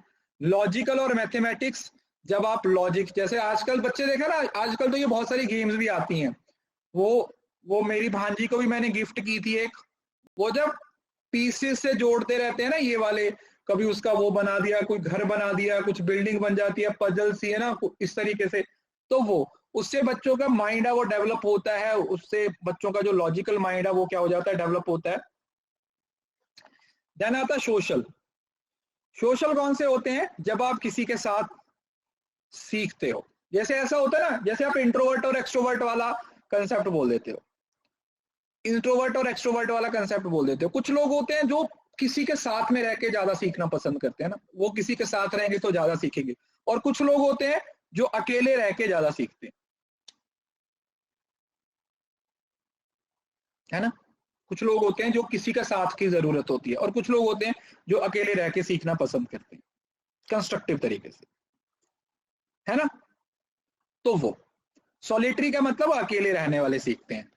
तो मेरा ऐसा है कि मैं वैसे सीखने में मेरे को सॉलिटरी है, मतलब मैं अगर कुछ सीखना हो तो सॉलिटरी रहता है, वैसे मैं बहुत ज्यादा सोशल, बहुत ज्यादा तो नहीं, हाँ, बट मैं सोशल पर्सन हूँ एज सच। मुझे अच्छा लगता है अपने दोस्तों के साथ मिलना जुलना, घूमना, खाना पीना, मूवी देखना। बट हाँ, जब सीखने की बात आती है तो फिर उसमें मेरे दोस्त मेरा साथ नहीं देते, क्योंकि वो अलग डोमेन में है, मैं शायद अलग डोमेन में है। तो अगर कुछ पढ़ना लिखना सीखना हो तो उसमें मेरे को सॉलिटरी की जरूरत होती है, उसमें मैं अकेला रह के खुश हूँ। बट अगर आप इंजॉय करना चाहते हो, आप बाहर जाना चाहते हो, घूमना चाहते हो, तो उसके लिए फिर मेरे लिए जो ये सोशल एस्पेक्ट है वो ज्यादा मैटर करता है। ठीक है, तो ये आपके अलग अलग तरीके के लर्निंग स्टाइल्स हो सकते हैं जिससे आप क्या कर सकते हो, आप सीखते हो। जैसे ये देखो लर्निंग स्टाइल, ग्रुप स्टडी में मुझसे भी कभी पढ़ाई नहीं हुई है, तो ग्रुप स्टडी कहने के लिए मतलब मुझे नहीं पता, लोग जो कहते हैं कि ग्रुप स्टडी करते हैं वो कैसे करते हैं, हमसे तो कभी नहीं हुई, हमसे तो आज तक नहीं हुई भाई। क्योंकि ग्रुप स्टडी में जाते हैं और फिर बातें इतनी चलती हैं, किसी की बातें उसकी बातें, यहाँ वहां वो वाली बहुत सारी चीजें वो शुरू हो जाती। हाँ, ग्रुप स्टडी एक धोखा है ना। चलिए, विजुअल्स का मतलब बेटा जब आप चीजों को देख के सीखते हो, ऑडिटरी का मतलब जब आप सुन के सीखते हो, काइनेटिक्स का मतलब जब आप फिजिकल बॉडी मूवमेंट से सीखते हो, ग्रुप में जब आप ग्रुप से सीखते हो, इंडिविजुअल लेवल पे सीखते हो, और रिफ्लेक्टिव जब आप रिफ्लेक्ट समझ रहे हो ना, जैसे एक होता है इम्पल्स और रिफ्लेक्टिव, ये मैं आप लोगों को यहाँ पे बता देता हूँ। एक होता है हमारा नेचर जिसको हम इम्पल्सिव नेचर बोल देते हैं, और एक होता है रिफ्लेक्टिव नेचर। जो इम्पल्सिव वाले होते हैं ना, वो जो ऑन द स्पॉट जल्दबाजी में फटाफट आंसर करने वाले लोग होते हैं, जिनकी स्पीड ज्यादा होती है, जो ज्यादा सोचते नहीं है। और आपके पेपर में जो गलतियां होती हैं ना, जिसको हम बोलते हैं ना कि सिली मिस्टेक ना करके आना, वो जो सिली मिस्टेक्स होती हैं वो किस बिहेवियर की वजह से होती हैं, वो इम्पल्सिव बिहेवियर की वजह से होती हैं। क्योंकि आप किसी चीज को पूरी इज्जत नहीं देते हो। अगर आपको लगता है ये क्वेश्चन छोटा सा है तो इसको छोटा सा ही रहने दो, इसको फटाफट से खत्म कर देते हैं।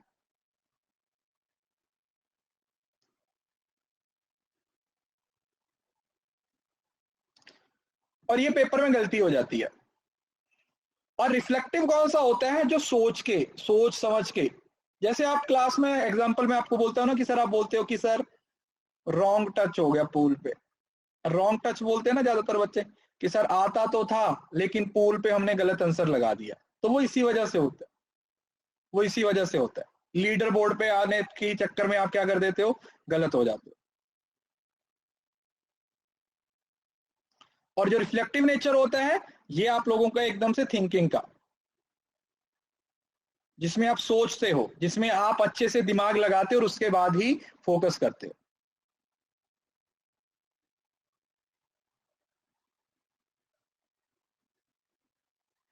तो जो इंपल्सिव रिफ्लेक्टिव वाले लोग होते हैं वो हर चीज को सोच विचार के ही आंसर करते हैं। एनालिटिकल जो एनालिसिस करते हैं, जो भी उनके पास इंफॉर्मेशन रहती है। और ऑटोनॉमस जिनको आप छोड़ दो, एकदम से ऑटोनॉमी दे दो, वो खुद से ही क्या करते रहेंगे, वो खुद से ही डिसाइड करेंगे कि हमें क्या करना है, कैसे करना है, हमें क्या सीखना है क्या नहीं सीखना। तो वो एकदम से क्या करते हैं, ऑटोनॉमस लेवल पे जाके सीख लेते हैं। ये वही है सेम, डिपेंड करता है किस तरीके से सीखते हो। ये कन्वर्ज, डाइवर्ज, असाइमुलेटर और कमोडेटर ये हम पहले पढ़ चुके हैं, लर्नर स्टाइल में आ जाता है। अब एक क्वेश्चन आता है फील्ड इंडिपेंडेंट और फील्ड डिपेंडेंट, ये आपका पेपर में काफी ज्यादा पूछा गया क्वेश्चन है। देखो, फील्ड का मतलब हुआ यहां पर इन्वायरमेंट, फील्ड इंडिपेंडेंट का मतलब जब आप इन्वायरमेंट से आपको कोई लेना देना नहीं है, आप खुद से सीख रहे हो। और डिपेंड का मतलब है जब आप दूसरों के साथ रह के सीखना पसंद करते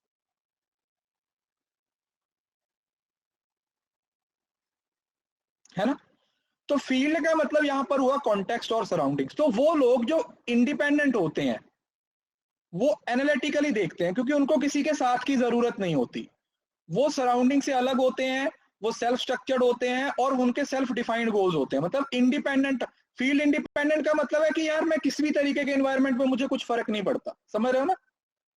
आप अपनी भक्ति में लगे हुए हो, जितनी मर्जी अप्सराएं आपके सामने नाच रही हैं, आपकी भक्ति पे कोई असर नहीं हो रहा। तो ये वो टाइप के लोग होते हैं जिनका आसपास में क्या चल रहा है उससे कोई फर्क नहीं पड़ता, इनके सामने जो मर्जी करते रहो, जितना मर्जी नाच गाना चलता रहे, अगर ये फोकस्ड हैं तो ये फोकस्ड रहेंगे, क्योंकि इनका आम दुनिया से कोई ऐसा लेना देना है ही नहीं।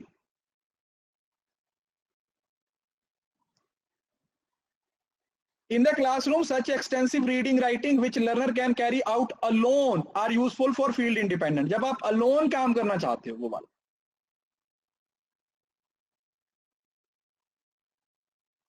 और जो फील्ड डिपेंडेंट होते हैं, इनको रिलेशनशिप की जरूरत होती है। मतलब समझ रहे हो ना, ये टीचर से सीखेंगे, अपने साथ वाले लोगों से सीखेंगे, सराउंडिंग से सीखेंगे, एक्सटर्नल गोल्स होंगे, ये उस तरीके से काम करेंगे। इनको सपोर्ट की जरूरत हो, इनको सपोर्ट की जरूरत होती है। तो ये अब ऐसे समझ लो, देखो फील्ड इंडिपेंडेंट होती है, इंडिपेंडेंट होता है ऑब्जर्व और फ्रॉम होल, और whole and generate ideas. Independent हो, अगर आप इंडिपेंडेंट हो तो आप पहले पार्ट्स को देखोगे और फिर होल को देखोगे, और डिपेंडेंट हो तो पहले होल को देखोगे और फिर पार्ट्स को देखोगे। जैसे समझ रहे हो ना, इंडिपेंडेंट होते हैं, कॉम्पिटिटिव होते हैं, और ये एम्पैथेटिक होते हैं, ये एक दूसरे के साथ मिलके आगे बढ़ना चाहते हैं। और जो फील्ड इंडिपेंडेंट होते हैं वो कंपीट करना पसंद करते हैं। इसमें class exercise activities, drilling, focused activities, और ये लर्निंग थ्रू कम्युनिकेशन। अब आप कम्युनिकेशन किस लेवल पे करोगे, इंडिपेंडेंट में या डिपेंडेंट में, बताओ बताओ। आपको कम्युनिकेशन की जरूरत कहां पर पड़ेगी, डिपेंडेंट में या इंडिपेंडेंट में? डिपेंडेंट में, क्योंकि इंडिपेंडेंट में तो आपके साथ कोई है ही नहीं जिसके साथ आप बात करो, है ना। डिपेंडेंट में, इंडिपेंडेंट में तो आपके साथ कोई है ही नहीं जिसके साथ आप बात करो, अकेले हो आप, अकेले के साथ क्या ही कम्युनिकेशन करोगे, है ना, अकेले के साथ क्या ही कम्युनिकेशन करोगे।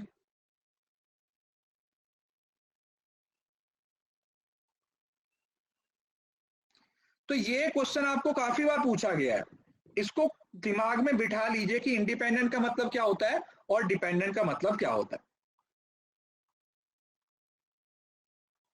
ठीक है, ये आप अपना होमवर्क में पढ़ लीजिए, ये आप लोगों को मैंने समझा दिया है। उसके बाद आता है कई बार लिसनिंग स्टाइल पे।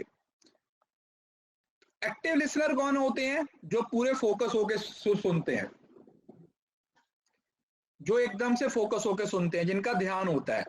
एम्पैथेटिक, जो सामने वाले को अंडरस्टैंड करने के लिए सीखता है, सुनता है, मतलब समझ रहे हो ना, एम्पैथी का मतलब होता है अंडरस्टैंडिंग, जो सामने वाले की अंडरस्टैंडिंग पे काम करते हैं।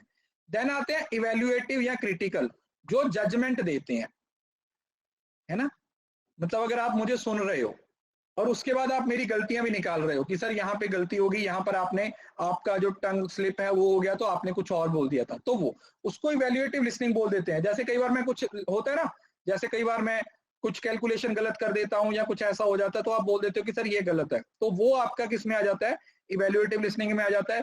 और एप्रिशिएटिव लिसनिंग कौन सी आ जाती है, जो आप नॉर्मली किसी को, किसी की तारीफ करने के लिए, कोई म्यूजिक हुआ, कोई इमोशनली स्टिमुलेटिंग इंफॉर्मेशन हो गया, रिलैक्सिंग फन म्यूजिक सुनते हो, तो वो किसके अंदर आ जाएगा, that will comes under appreciative listening. अब ये देखो, ये मैंने आपको अभी थोड़ी देर पहले पढ़ाया था, इंपल्स समझ आया और रिफ्लेक्टिव समझ आया ना। इंपल्स वो होते हैं जो अचानक से कूद पड़ते हैं किसी भी सिचुएशन को, अचानक से क्या कर देते हैं, वो बोल देते हैं कि ऐसा होगा वैसा होगा। और रिफ्लेक्टिव है जो एकदम से सोच समझ के।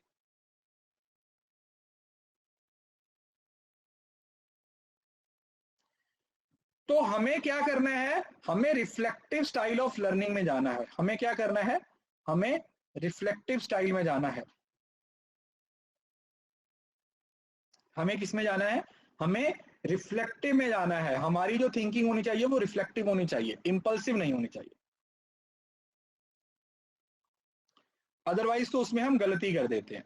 ठीक है, वो देखिए ये स्लो होते हैं, मोर कैलकुलेटिव होते हैं, इस वजह से ये कम एरर्स करते हैं। लेकिन जो इंपल्स होते हैं ये बहुत फटाफट गैस लगाते हैं, इंट्यूशन जो इनके अंदर से आवाज आती है, और ये फास्ट रीडर होते हैं और ये मोर मिस्टेक्स करते हैं।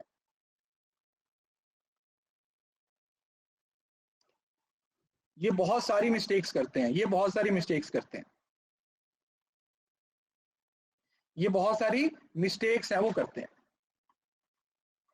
हाँ, ये जो एक यूनिट खत्म होने के बाद ही नेक्स्ट यूनिट के पीवाई क्यू मानते हैं ना, ये रिफ्लेक्टिव है।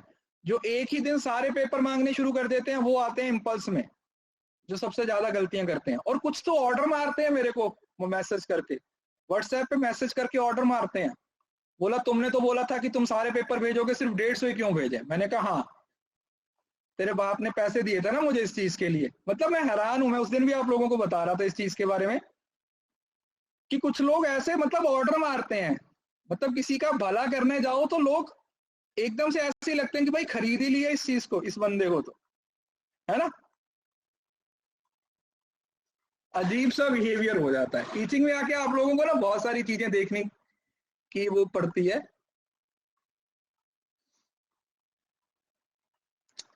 नहीं, सुनाने की मुझे आदत नहीं है यार, क्या ही सुनाए। चलिए, अब ये आगे हम पहले पढ़ चुके थे विजुअल लर्नर्स, जो देख के सीखते हैं। देन आते हैं ऑडिटरी, सुन के। मोटर लर्नर्स, मोटर समझ रहे हो, जहां पर मोटर वर्ड आया इसका मतलब हुआ स्किल्स।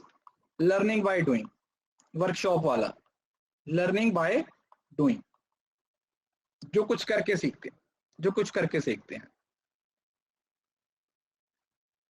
जो कुछ करके सीखते हैं, that is motor, motor skills.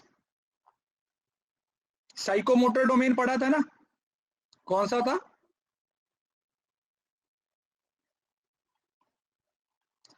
Psychomotor domain, वो इसी की बात कर रहा था, साइकोमोटर डोमेन, है ना। तो ये वही आ गया इंट्यूशन, इंट्यूशन, इनसाइट्स और हंचेस। इंट्यूशन का मतलब समझ रहे हो ना, जब आपके अंदर से एक आवाज आती है। इंट्यूशन का मतलब आपके अंदर से एक आवाज आती है, क्या? कि मुझे ये काम करना है। मन की, मोदी जी बोलते हैं ना, मन की आवाज। तो वो जो मन की आवाज आती है ना, अंदर की आवाज, अंतर आत्मा की आवाज, कुछ काम करने के लिए आपको प्रेरित करती है, तो वो है आपकी, वो क्या है आपकी? इंट्यूशन या इंट्यूशन। इंडक्टिव और डिडक्टिव ये मैंने आप लोगों को बता दिया। इंडक्टिव क्या होता है, डिडक्टिव क्या होता है, और रिफ्लेक्टिव भी हम इस चीज को पढ़ चुके हैं। विजुअल और ऑडिटरी और काइनेटिक्स हम पढ़ चुके हैं। विजुअल ऑडिटरी, VAK बोलते हैं इसको। इस तरीके से, जैसे ये देखो, ये आपका एक डिब्बा बनाया हुआ है, जो यहाँ पे बीच में आता है ना, वेन डायग्राम में मैंने आपको समझाया था, जो सबसे बीच में आता है वहां पर तीनों लोग एग्जिस्ट करते हैं। मतलब अगर आप इस कैटेगरी में आते हो ना, तो आप तीनों चीजों से सीख सकते हो, तो आप तीनों चीजों से सीखोगे। क्या करोगे? आप तीनों चीजों से सीख सकते हो। वहां पर आप ऑडिट से भी, ऑडियो से भी सीख सकते हो, और वीडियो से भी सीख सकते हो, और आप काइनेटिक्स से भी सीख सकते हो। मतलब आप अपनी बॉडी लैंग्वेज से भी सीख सकते हो, ऐसा बोला गया। उसके बाद ना ये आता है हमारे पास एक रिफ्लेक्टिव थिंकर। इसको आपने RCPC याद रखना है, RCPC, ये सीक्वेंस में ही याद रखना है, थोड़ा सा आइडिया रखना है। वैसे आज तक यहां से क्वेश्चन नहीं आया। रिफ्लेक्टिव थिंकर कौन से होते हैं? जो वाई, समझ रहे हो ना, इंट्रोस्पेक्ट करते हैं, जो नई इंफॉर्मेशन को पुरानी इंफॉर्मेशन के साथ रिलेट करने की कोशिश करते हैं, जो पुरानी इंफॉर्मेशन को एक्सेप्ट करेंगे, सॉरी, नई इंफॉर्मेशन को एक्सेप्ट करेंगे with respect to the old information. पुरानी इंफॉर्मेशन के रिस्पेक्ट में जब किसी इंफॉर्मेशन को क्या करेंगे? एक्सेप्ट करेंगे। देन आते हैं क्रिएटिव थिंकर। क्रिएटिव थिंकिंग, उस इंफॉर्मेशन के साथ खेलना पसंद करेंगे। क्रिएटिव है तो उसके नए नए सोल्यूशन ढूंढने की कोशिश करेंगे, उसके नए नए शॉर्टकट्स ढूंढने की कोशिश करेंगे। क्या करने की कोशिश करेंगे? नए नए सोल्यूशन ढूंढने की कोशिश करेंगे, नए नए शॉर्टकट्स ढूंढने की कोशिश करेंगे। प्रैक्टिकल थिंकर होते हैं जो फैक्ट्स और पे ज्यादा ध्यान देते हैं, जो फैक्ट्स पे ज्यादा ध्यान देते हैं। और कंसेप्चुअल थिंकर्स होते हैं जो सबसे पहले बिग पिक्चर को देखते हैं, उसके बाद ही किसी इंफॉर्मेशन को एक्सेप्ट करते हैं। बिग पिक्चर को देखेंगे, उसके बाद ही किसी नई इंफॉर्मेशन को एक्सेप्ट करेंगे, उसके बाद ही किसी नई इंफॉर्मेशन को एक्सेप्ट करेंगे।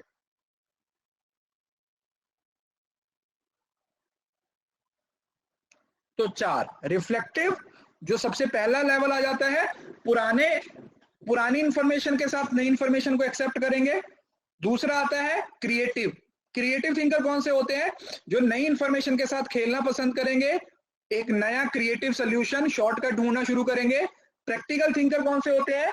जो फैक्ट्स पे ज्यादा ध्यान देते हैं, ठीक है, जिनका ध्यान होता है फैक्ट्स पे ज्यादा होता है। और देन आता है कॉन्सेप्चुअल थिंकर, जो बड़ी पिक्चर को देखना ज्यादा पसंद करते हैं, एक बड़े लेवल पे चीजों को देखने में ज्यादा इंटरेस्टेड होते हैं। ये हम पहले पढ़ चुके हैं, कंस्ट्रक्टिविज्म। हाँ, एक चीज आती है आपकी माइंड मैपिंग और कंसेप्ट मैपिंग। देखिए, एक वर्ड होता है माइंड मैप और एक होता है कॉन्सेप्ट मैप। जो माइंड मैप किसके द्वारा डेवलप किया गया था? माइंड मैप टोनी बूजन के द्वारा बनाया गया था, और जो कंसेप्ट मैप था वो जेडी नोवाक के द्वारा बनाया गया था। तो माइंड मैप में क्या होता है? माइंड मैप में आप एक ही चीज को एक्सप्लेन करते हो, मतलब आप ये समझ लो कि आपके दिमाग में एक ही कंसेप्ट है और आप उस कंसेप्ट को आगे आगे एक्सप्लेन कर रहे हो। और जब कंसेप्ट की बात होती है तो इसमें अलग अलग कंसेप्ट जुड़ जाते हैं। माइंड मैप हमेशा सेंटर से आता है और ये टॉप से आता है, मतलब आप समझ रहे हो ना? जैसे ये है, एक ही चीज को एक्सप्लेन कर रहे हो तो वो आपका माइंड मैप हो गया। जैसे मैं किससे पढ़ाता हूं आपको? मैं आपको मोस्टली माइंड मैप से पढ़ाता हूं। अगर आपने मेरी हायर एजुकेशन की क्लासेस देखी हैं तो उसमें आप लोगों ने देखा होगा कि किस तरीके से मैं डायग्रामेटिक वे में या मैं चार्ट वाइज से पढ़ाने की कोशिश करता हूं। तो ये आपका क्या होता है? ये आपका माइंड मैप होता है कि वो उस एक ही टॉपिक को हम कवर कर रहे हैं। माइंड मैप का मतलब हम उसी एक ही टॉपिक को कवर कर रहे हैं। और जब कंसेप्ट मैप की बात करते हैं ना तो वो ऊपर से आता है, उसके एक कंसेप्ट ये, दूसरा कंसेप्ट ये, तीसरा कंसेप्ट ये, समझ रहे हो ना? तो बस ये फोटो आप लोगों ने याद रखनी है, इस फोटो को आप लोगों ने याद रखनी है।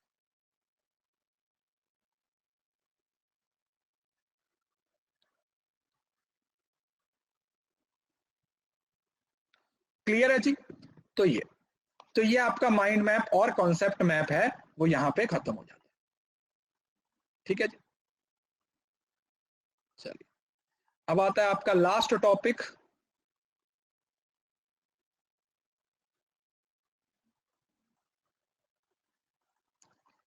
जो कि सिलेबस करिकुलम एनसीएफ वाला है। ज्यादा इंपॉर्टेंट नहीं है, लेकिन लास्ट टॉपिक है तो इसको पढ़ेंगे।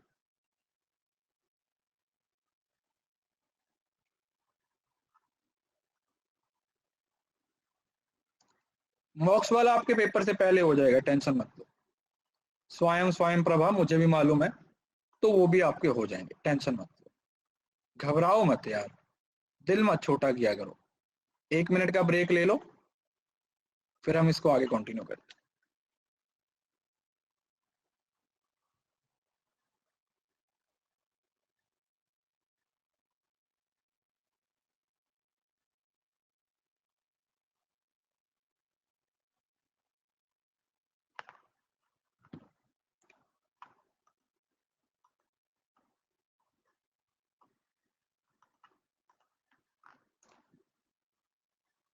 यूट्यूब मैराथन का लिंक मैं इस क्लास के बाद भेज दूंगा, ठीक है? हाँ, मैं इस क्लास के बाद भेज दूंगा। टीचिंग की और साथ में रिसर्च की। हाँ, टीचिंग खत्म हो जाएगा आज।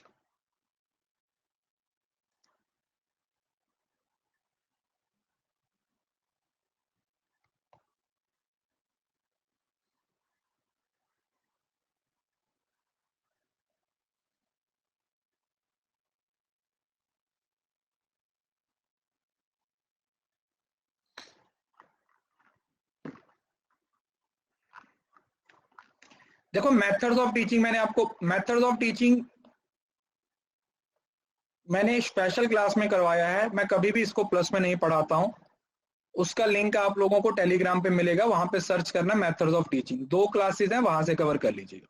ठीक है जी, मैं दोबारा भी उसका लिंक शेयर कर दूंगा।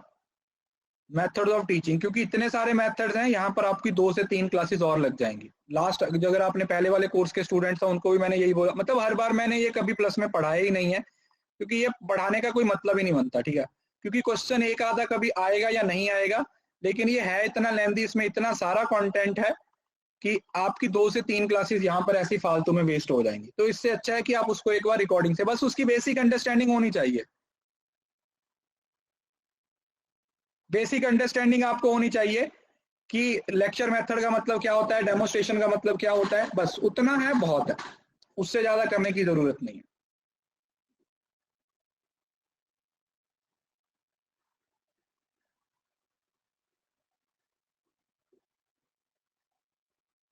ठीक है जी, चलिए।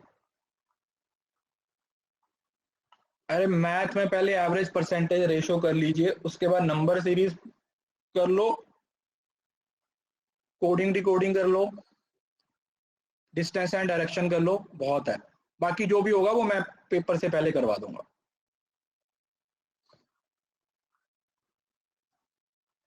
ठीक है जी, चलिए पहले इसको खत्म कर लें। Curriculum framework, curriculum development syllabus until 1976 1976 तक आप लोगों को पता है एजुकेशन के बारे में ज्यादा कुछ बोला नहीं गया था। 1976 में एजुकेशन को क्या बोला गया था कि इसको कनकरेंट लिस्ट में ऐड कर दिया जाए। ठीक है जी, कनकरेंट लिस्ट का मतलब है कि आधा हिस्सा सेंटर का और आधा हिस्सा स्टेट का। फेडरल सिस्टम,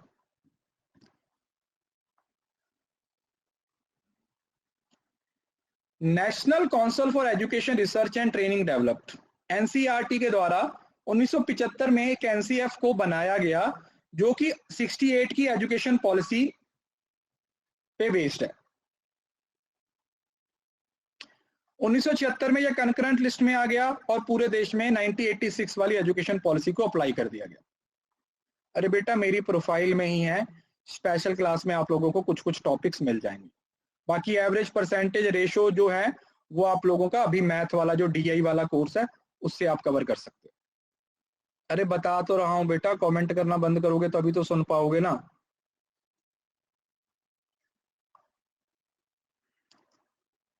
अरे भाई मैं क्या बताऊं और क्या बोल रहा हूं इतनी देर से, अब सुनने की बजाय कमेंट ही किए जा रहे हो। मैं क्या बता रहा हूँ, आप ही के क्वेश्चन का आंसर दे रहा हूँ ना, आप उसे सुन ही नहीं रहे और उस पे कमेंट किए जा रहे हो। तो मैंने बताया ना आपको जिस तरीके से, आप उस तरीके से पढ़िए जिस तरीके से मैं बता रहा हूँ। अरे मेरी ही क्लासेस यार, क्या बोलूं अब मैं, मेरी प्रोफाइल में जाइए वहां पे मिलेगी, go to my profile. DI वाला कोर्स है अभी दिसंबर 2022 वाला, उसमें कवर कर लो। NE national policy on education या एनईपी 1986 वाली, उसका फोकस पहली बार ऐसा हुआ था कि जो एजुकेशन होनी चाहिए वो हमारी 21वीं शताब्दी के हिसाब से होनी चाहिए। आप लोगों को एक बात पता है कि मैंने आपको एक तरीका और भी बताया था जब मैं आपको हायर एजुकेशन पढ़ा रहा था कि कोई भी एस्पेक्ट आ जाए, अगर आपको लगता है कि यार ये किसी भी सेक्शन में कवर नहीं होता तो उसका आंसर क्या लगा के आ जाना, 1986 लगा के आ जाना। क्या लगा के आ जाना? 1986 लगा के आ जाना। क्यों? क्योंकि 1986 की जो एजुकेशन पॉलिसी है वो क्या थी, उसमें 24 चैप्टर्स थे, 24 चैप्टर्स थे और उसने ऑलमोस्ट हर चीज को कवर किया था। तो जो नेशनल जो ये करिकुलम फ्रेमवर्क है इसको 3 बार रिवाइज भी किया गया, 1988, 2000 और 2005 में। हमारे लिए कौन सा इंपॉर्टेंट है? हमारे लिए 2005 वाला ज्यादा इंपॉर्टेंट है। तो करिकुलम की जरूरत क्या होती है? देखो सबसे पहले आप लोग ये समझ लो, ये ना कॉमन सेंस वाला टॉपिक है कि पहले करिकुलम में ना बुक्स पे ज्यादा ध्यान दिया जाता था, किताबी ज्ञान की ज्यादा जरूरत होती थी कि बस किताबें पढ़ो पढ़ो पढ़ो पढ़ो पढ़ो, कि जितनी किताबें पढ़ोगे भाई उतना आपके लिए अच्छा रहेगा। प्रैक्टिकल नॉलेज, कुछ किताबों से बाहर किसी चीज पे कोई फोकस नहीं किया जाता था।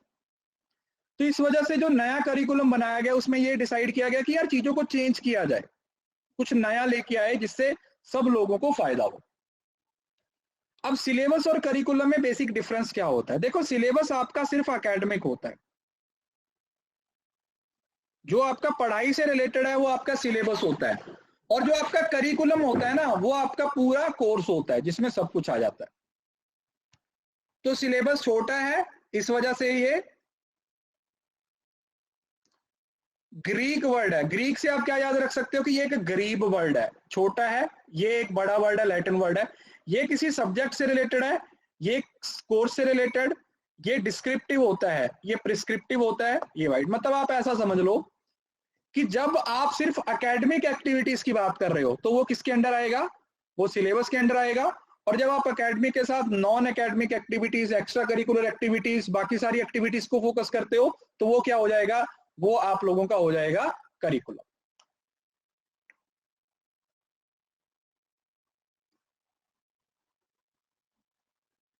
डिफरेंस समझ आ गया जी? डिफरेंस में किसी को कोई दिक्कत? Syllabus it is just a part of curriculum. तो करिकुलम का जो एकेडमिक पार्ट है वो सिलेबस होता है। ठीक है, ये वही चीजें हैं, इसको लाइन वाइज लिखा हुआ है। अब करिकुलम डेवलपमेंट करते टाइम पे कौन कौन सी चीजों की जरूरत थी?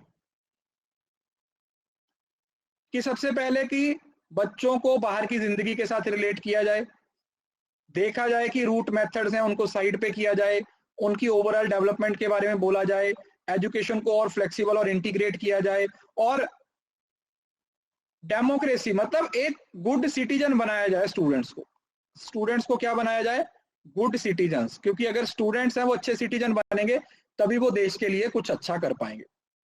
अगर जो स्टूडेंट है वो अच्छा करेंगे कुछ तभी वो देश के लिए कुछ अच्छा कर पाएंगे, तभी वो स्टूडेंट्स हैं वो देश के लिए कुछ अच्छा कर पाएंगे।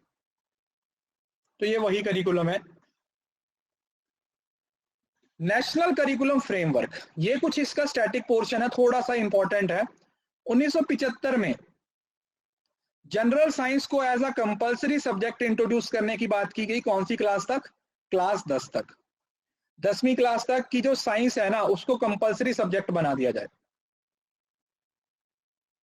फिर 1988 में जो एनईपी आई 1986 की, उसके बाद बोला गया फोकस अभी भी साइंस पे था, बट अब जो साइंस था ना उसको learner centred, well defined abilities, affective और साइकोमोटर डोमेन, उसी साइंस को अलग अलग डोमेन्स में डिवाइड कर दिया गया। 2000 में उसी साइंस को इन्वायरमेंटल स्टडीज का पार्ट बना दिया गया, और 2005 जो हमारे टॉपिक का मेन विषय है, लर्निंग विदाउट बर्डन, मतलब 2005 में जो एनसीएफ बनाया गया उसमें इस बात पे ध्यान दिया गया कि जो एजुकेशन होनी चाहिए, जो लर्निंग होनी चाहिए, वो विदाउट एनी बर्डन होनी चाहिए। बच्चों पे किसी चीज का बर्डन नहीं होना चाहिए, मतलब समझ रहे हो ना, बच्चों को आप एक तरीके से रट्टू तोता ना बना दो कि बस वो रटते रहे और उस चीज का उन पे प्रेशर बनता रहे।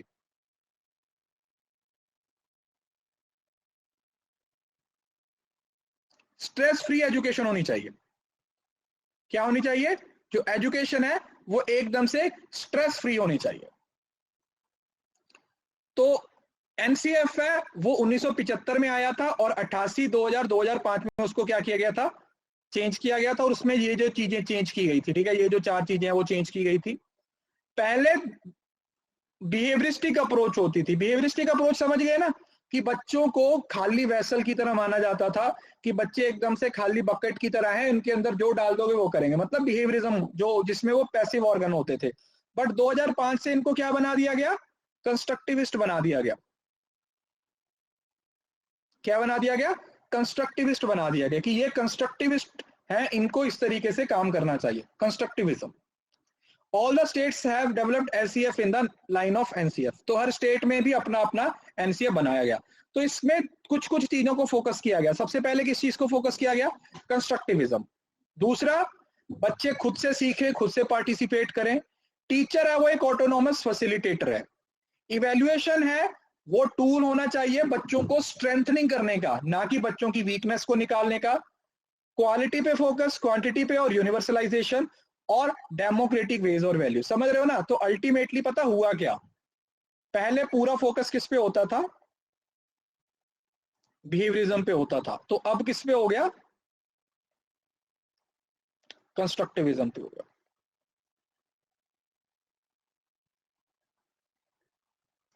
पहले पूरा फोकस होता था बिहेवियरिज्म पे होता था, अब पूरे का पूरा फोकस किस पे हो गया? कंस्ट्रक्टिविज्म पे हो गया। किस पे हो गया? कंस्ट्रक्टिविज्म पे फोकस हो गया।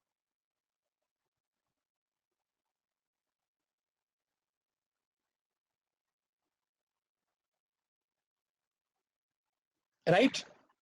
क्लियर है जी?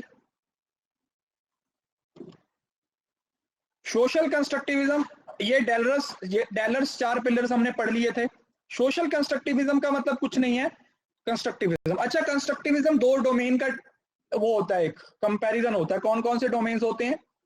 इंपीरिज्म और रैशनलिज्म। आप इंपीरिज्म और रैशनलिज्म को क्या कर देते हो? रिलेट कर देते हो, तो आपका क्या बन जाता है? आपका कंस्ट्रक्टिविज्म बन जाता है। इंपीरिज्म और रैशनलिज्म को आप रिलेट कर देते तो आपका क्या बन जाता है? कंस्ट्रक्टिविज्म बन जाता है।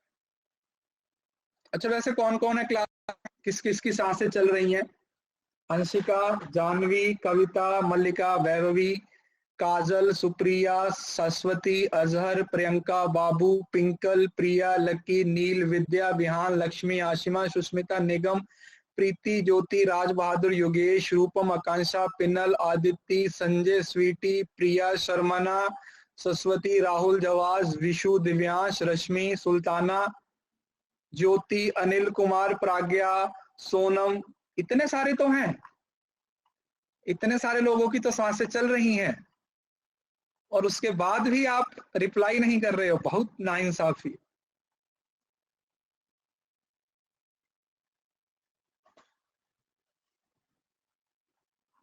बहुत नाइंसाफी। सुन रहे हैं ध्यान से, है ना?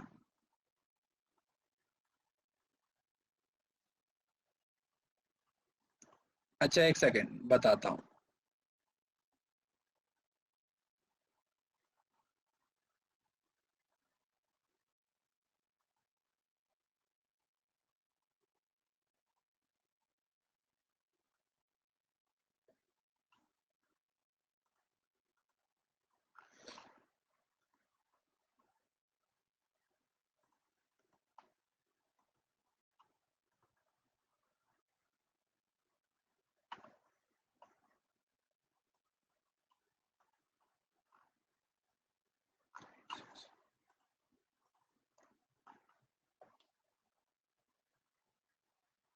टीचिंग के 150 क्वेश्चन थे, है ना? 150 ही थे ना?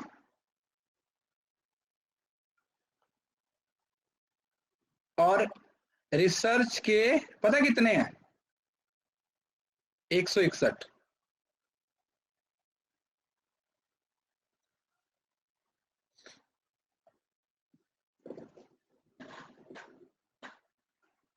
तो ये अपन ऐसे करेंगे, कल शाम को शेयर करेंगे, ठीक है?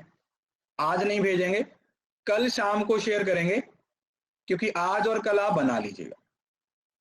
आज और कल आप अपने पीवाईक्यू वो बना लीजिएगा। आज तो नहीं शेयर करूंगा क्योंकि उस पीडीएफ को थोड़ा टाइम भी लगेगा बनाने में, कल शेयर कर दूंगा। हाँ आज ऐसे करूंगा, आज आरसी शेयर कर दूंगा, है ना? आरसी की तो कोई दिक्कत नहीं है ना, आरसी तो प्रैक्टिस आप डेली बेसिस पे कर सकते हो। आज आरसी शेयर कर दूंगा,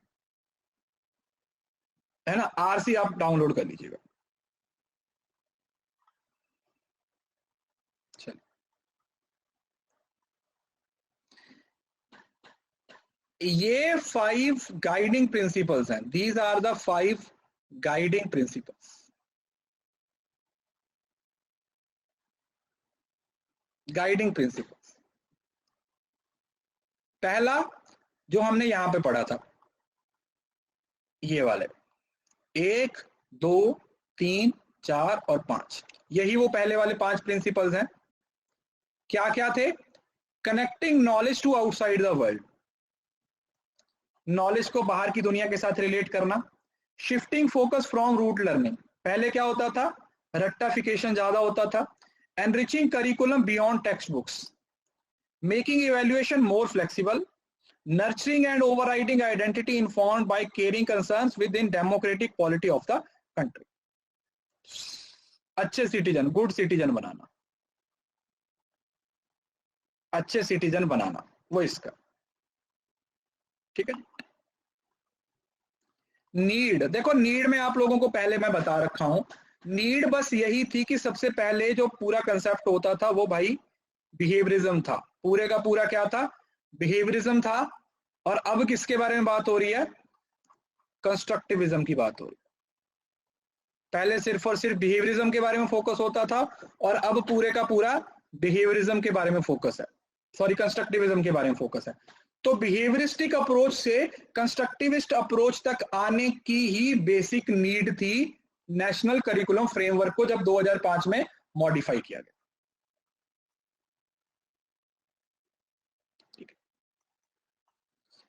तो अप्रोचेस इसकी इतनी इंपॉर्टेंट नहीं है, इसमें जो चीज इंपॉर्टेंट है मैं वो पढ़ाता हूं आप लोगों को, वो है ये।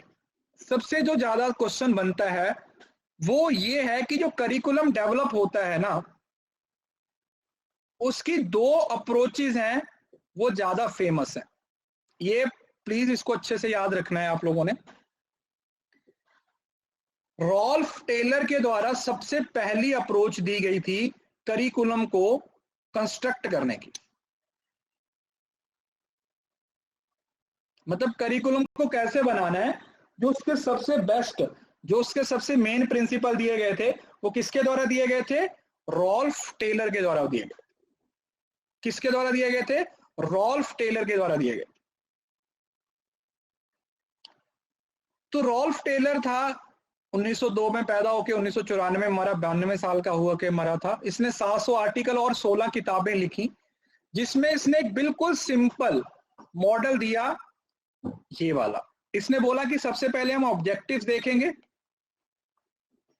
फिर उसके बाद एक्सपीरियंस देखेंगे, फिर उन एक्सपीरियंस को ऑर्गेनाइज करेंगे और देन उनको इवेल्युएट करेंगे। सेम सीक्वेंस आपका एक बार 2 नंबर के क्वेश्चन में पूछा गया था, सेम सीक्वेंस आपका इस बार पेपर में पूछा गया था, सेम सीक्वेंस आया था आपका डायरेक्ट। क्या आया था? सेम सीक्वेंस आप लोगों के पेपर में पूछा गया था।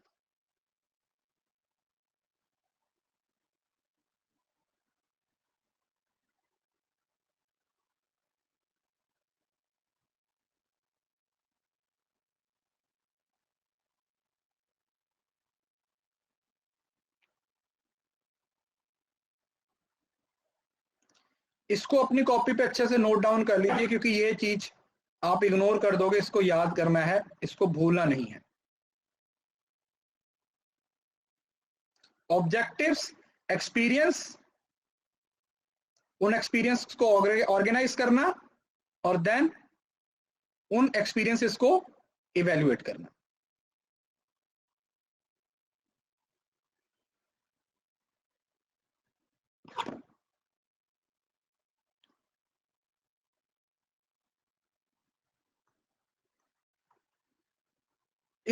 इसने बोला था कि जो हमारा करिकुलम होना चाहिए वो एकदम से डायनामिक होना चाहिए और उसको लगातार इवेल्युएट करते रहना चाहिए। इसका जो करिकुलम था ना, वो क्या था? वो डिडक्टिव इन नेचर था, याद रखो। वो क्या था बेटा? डिडक्टिव इन नेचर था। क्या था? डिडक्टिव। क्या था? डिडक्टिव इन नेचर था। डिडक्टिव का मतलब समझ रहे हो ना, कि भाई रूल्स के अकॉर्डिंग बना हुआ था और उसको उसी तरीके से फॉलो करने के बारे में बोला गया था। टीचर मतलब अथॉरिटी सेंटर्ड था एक तरीके से, अथॉरिटी सेंटर्ड था, अथॉरिटी सेंटर्ड था, ये अथॉरिटी सेंटर्ड अप्रोच थी। तो उसने ये 4 प्रोसेस दिए कि पहले हम ऑब्जेक्टिव्स को सेट करेंगे, फिर हम अपने लर्निंग एक्सपीरियंसेस को सिलेक्ट करेंगे, उसके बाद हमारी अपनी इंस्ट्रक्शंस है उनको ऑर्गेनाइज करेंगे और लास्ट में हम अपनी प्रोग्रेस को क्या करेंगे? इवेल्युएट करेंगे। We will evaluate our progress. हम अपनी प्रोग्रेस को भी क्या कर सकते हैं? इजीली इवेल्युएट कर सकते हैं। क्या कर सकते हैं? इवेल्युएट कर सकते हैं। इसका जो मॉडल है वो सबसे पहले मॉडल्स में से एक मॉडल है, जो सबसे शुरुआती, मतलब करिकुलम के बारे में सबसे पहले बात करने वाले बंदों में से ये एक बंदा रहा। कौन? Ralph Tyler. और इसने प्लानिंग फेज पे थोड़ा ज्यादा फोकस किया, प्लानिंग फेज पे ज्यादा फोकस किया, और ये डिडक्टिव था। समझ रहे हो ना, ये डिडक्टिव था। तो इसने बोला कि हम सोसाइटी की नीड को पहले रखेंगे और बाद में स्पेसिफिक, मतलब जनरल से स्पेसिफिक चला था, जनरल से स्पेसिफिक चला था, ऐसा बोलो। ये देखो, पहले setting objectives, learning experience, organise करना और उनको इवेल्युएट करना। ठीक है, ये इसकी बेसिक सी जरूरतें थी। उसके बाद इसके ऑपोजिट आया एक टैबा का मॉडल। ये मॉडल वैसे बहुत इंपॉर्टेंट नहीं है, इनका डिफरेंस ज्यादा इंपॉर्टेंट है। तो जो रॉल्फ टेलर का मॉडल आया, सॉरी टैबा का मॉडल आया, उसने क्या बोला? उसने एक इंडक्टिव अप्रोच दी।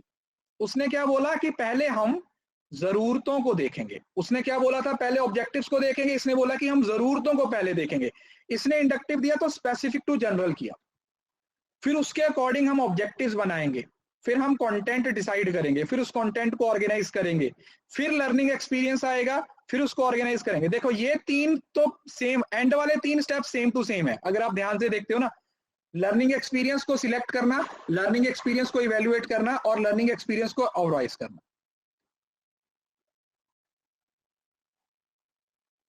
ये तो सेम है ना, बस उसने बोल दिया कि अब जरूरतों को पहले रखेंगे, उसके अकॉर्डिंग ऑब्जेक्टिव्स बनाएंगे। इसने दो चीजें नई बीच में ऐड कर दी ये वाली।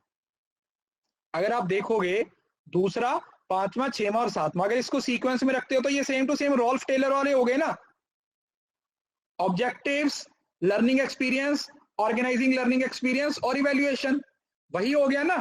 तो इसने क्या किया, इसने तीन नए स्टेप्स ऐड कर दिए। इसने बोला पहले हम जरूरतों को देखेंगे, फिर उसके बाद कंटेंट करेंगे, उसको ऑर्गेनाइज करेंगे, और उसके बाद हम देखने की कोशिश करेंगे कि हमारी जरूरतें पूरी हो रही हैं या नहीं हो रही। तो इसका डिफरेंस देख लो।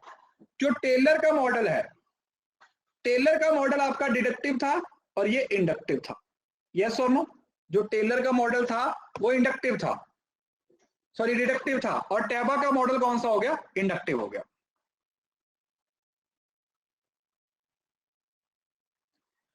इसने बोला एडमिनिस्ट्रेटिव अप्रोच, मैंने बताया था ना टेलर की एक जनरल अप्रोच थी, तो एडमिन को पहले रखा गया, और जो टैबा का मॉडल है उसमें टीचर्स को सेंटर में रखा गया। उसने बोला कि नहीं भाई, जो करिकुलम डेवलप होना चाहिए वो किसके हिसाब से होना चाहिए, वो किसके हिसाब से होना चाहिए, वो टीचर के हिसाब से होना चाहिए। किसके हिसाब से होना चाहिए, that should be from the point of view of teacher, teacher के पॉइंट ऑफ व्यू से ही होना चाहिए, और किसी के पॉइंट ऑफ व्यू से नहीं होना चाहिए। Believe that administration should design, इसने बोला कि एडमिन वाले डिजाइन करेंगे और टीचर इंप्लीमेंट करेंगे। इसने बोला कि टीचर ही डिजाइन करेंगे और टीचर ही इंप्लीमेंट करेंगे, क्योंकि स्टूडेंट्स के सबसे नजदीक कौन है, स्टूडेंट्स के सबसे नजदीक कौन है, टीचर। इस वजह से टीचर्स को उनकी जरूरतों के बारे में ज्यादा पता है, बच्चों की जरूरतों के बारे में टीचर्स को ज्यादा पता है। तो इसने एम इवैल्यूएशन पे ज्यादा फोकस किया, इसने जरूरतों पे ज्यादा फोकस किया, इसने बच्चों की जो रिक्वायरमेंट है उसको फोकस किया। जो टेलर का मॉडल है ना, वो मार्केट ओरिएंटेशन एजुकेशन के पॉइंट ऑफ व्यू से इंपॉर्टेंट है। जब आप एजुकेशन को सेल करना चाहते हो, समझ रहे हो ना, जब आप एजुकेशन को एक बिजनेस की तरह ट्रीट कर रहे हो ना, वहां पर टेलर का मॉडल परफेक्ट है। वहां पर क्या है बच्चे, वहां पर जो टेलर का मॉडल है वो एकदम से परफेक्ट है, अगर हम मार्केट की जरूरतों पे फोकस कर रहे हैं। लेकिन अगर हम बच्चों के बारे में सोचेंगे, अगर हम बच्चों के भले के बारे में सोचेंगे, अगर हम ये सोचने की कोशिश करेंगे कि स्टूडेंट का कैसे ज्यादा से ज्यादा फायदा हो सकता है, स्टूडेंट की ग्रोथ कैसे हो सकती है, उसके लिए कौन सा मॉडल इंपॉर्टेंट है, उसके लिए टैबा का मॉडल इंपॉर्टेंट है। उसके लिए कौन सा मॉडल इंपॉर्टेंट है, उसके लिए टैबा का मॉडल इंपॉर्टेंट है।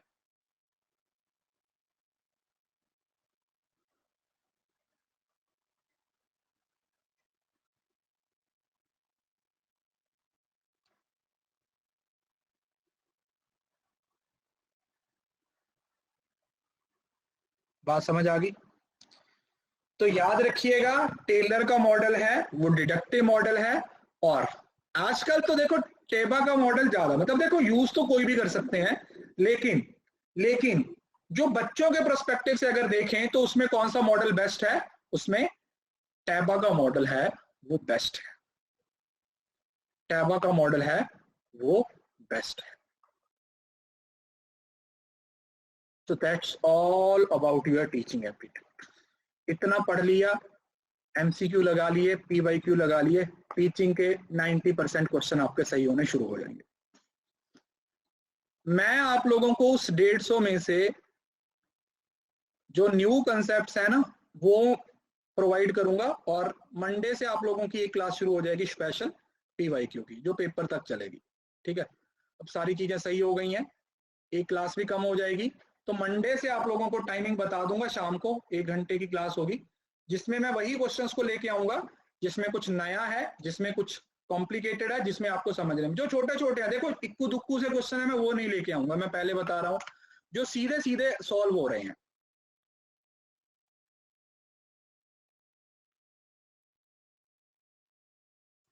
ठीक है जी, क्योंकि उस पर टाइम वेस्ट नहीं करना चाहता मैं। तो मैं चाहता हूं कि उन क्वेश्चंस को लेके आऊं जो एक्चुअली में थोड़े से चैलेंजिंग हैं, जो मुझे सॉल्व करवाने चाहिए। मतलब बाकी तो आप सेल्फ देखो, अगर आपने उस 150 क्वेश्चन में से आप मान के चलो 150 में से 50-60 क्वेश्चन तो ऐसे होंगे जो बिल्कुल ही सिंपल थे, जो देखते ही बन गए होंगे आपसे, थे या नहीं, जिन बच्चों ने बनाए होंगे ऐसा तो नहीं है कि सारे ही डिफिकल्ट थे या सारे ही इजी थे, नहीं। कुछ क्वेश्चन तो ऐसे होंगे जो देखते ही बन गए हैं या आपको एकदम से आते होंगे, कुछ होंगे थोड़े कॉम्प्लिकेटेड। वही 3 डोमेन बन जाते हैं, एक होते हैं बिल्कुल मामूली से, एक थोड़े मॉडरेट के, और एक थोड़े से कॉम्प्लेक्स होते हैं। तो जो थोड़े कॉम्प्लेक्स हैं हम उस पर फोकस करेंगे, ठीक है जी। चलिए, तो अब आप लोगों को होमवर्क में मैंने दोनों चीजें बता दी हैं कि आज और कल के बीच में कोशिश कीजिएगा कि अपना टीचिंग और हायर जो रिसर्च की जो मैराथन है उसको आप कवर कर लीजिए, ठीक है। अभी हम मिलेंगे मंडे को, तब तक आप अपना ध्यान रखिए। God bless you all. इसी तरीके से पढ़ते रहिए, मेहनत करते रहिए, जेआरएफ जरूर क्लियर होगा। कंसिस्टेंसी बनाए रखिए, एफर्ट्स करते रहिए और अपना 100% देते रहिए। Bye bye, take care.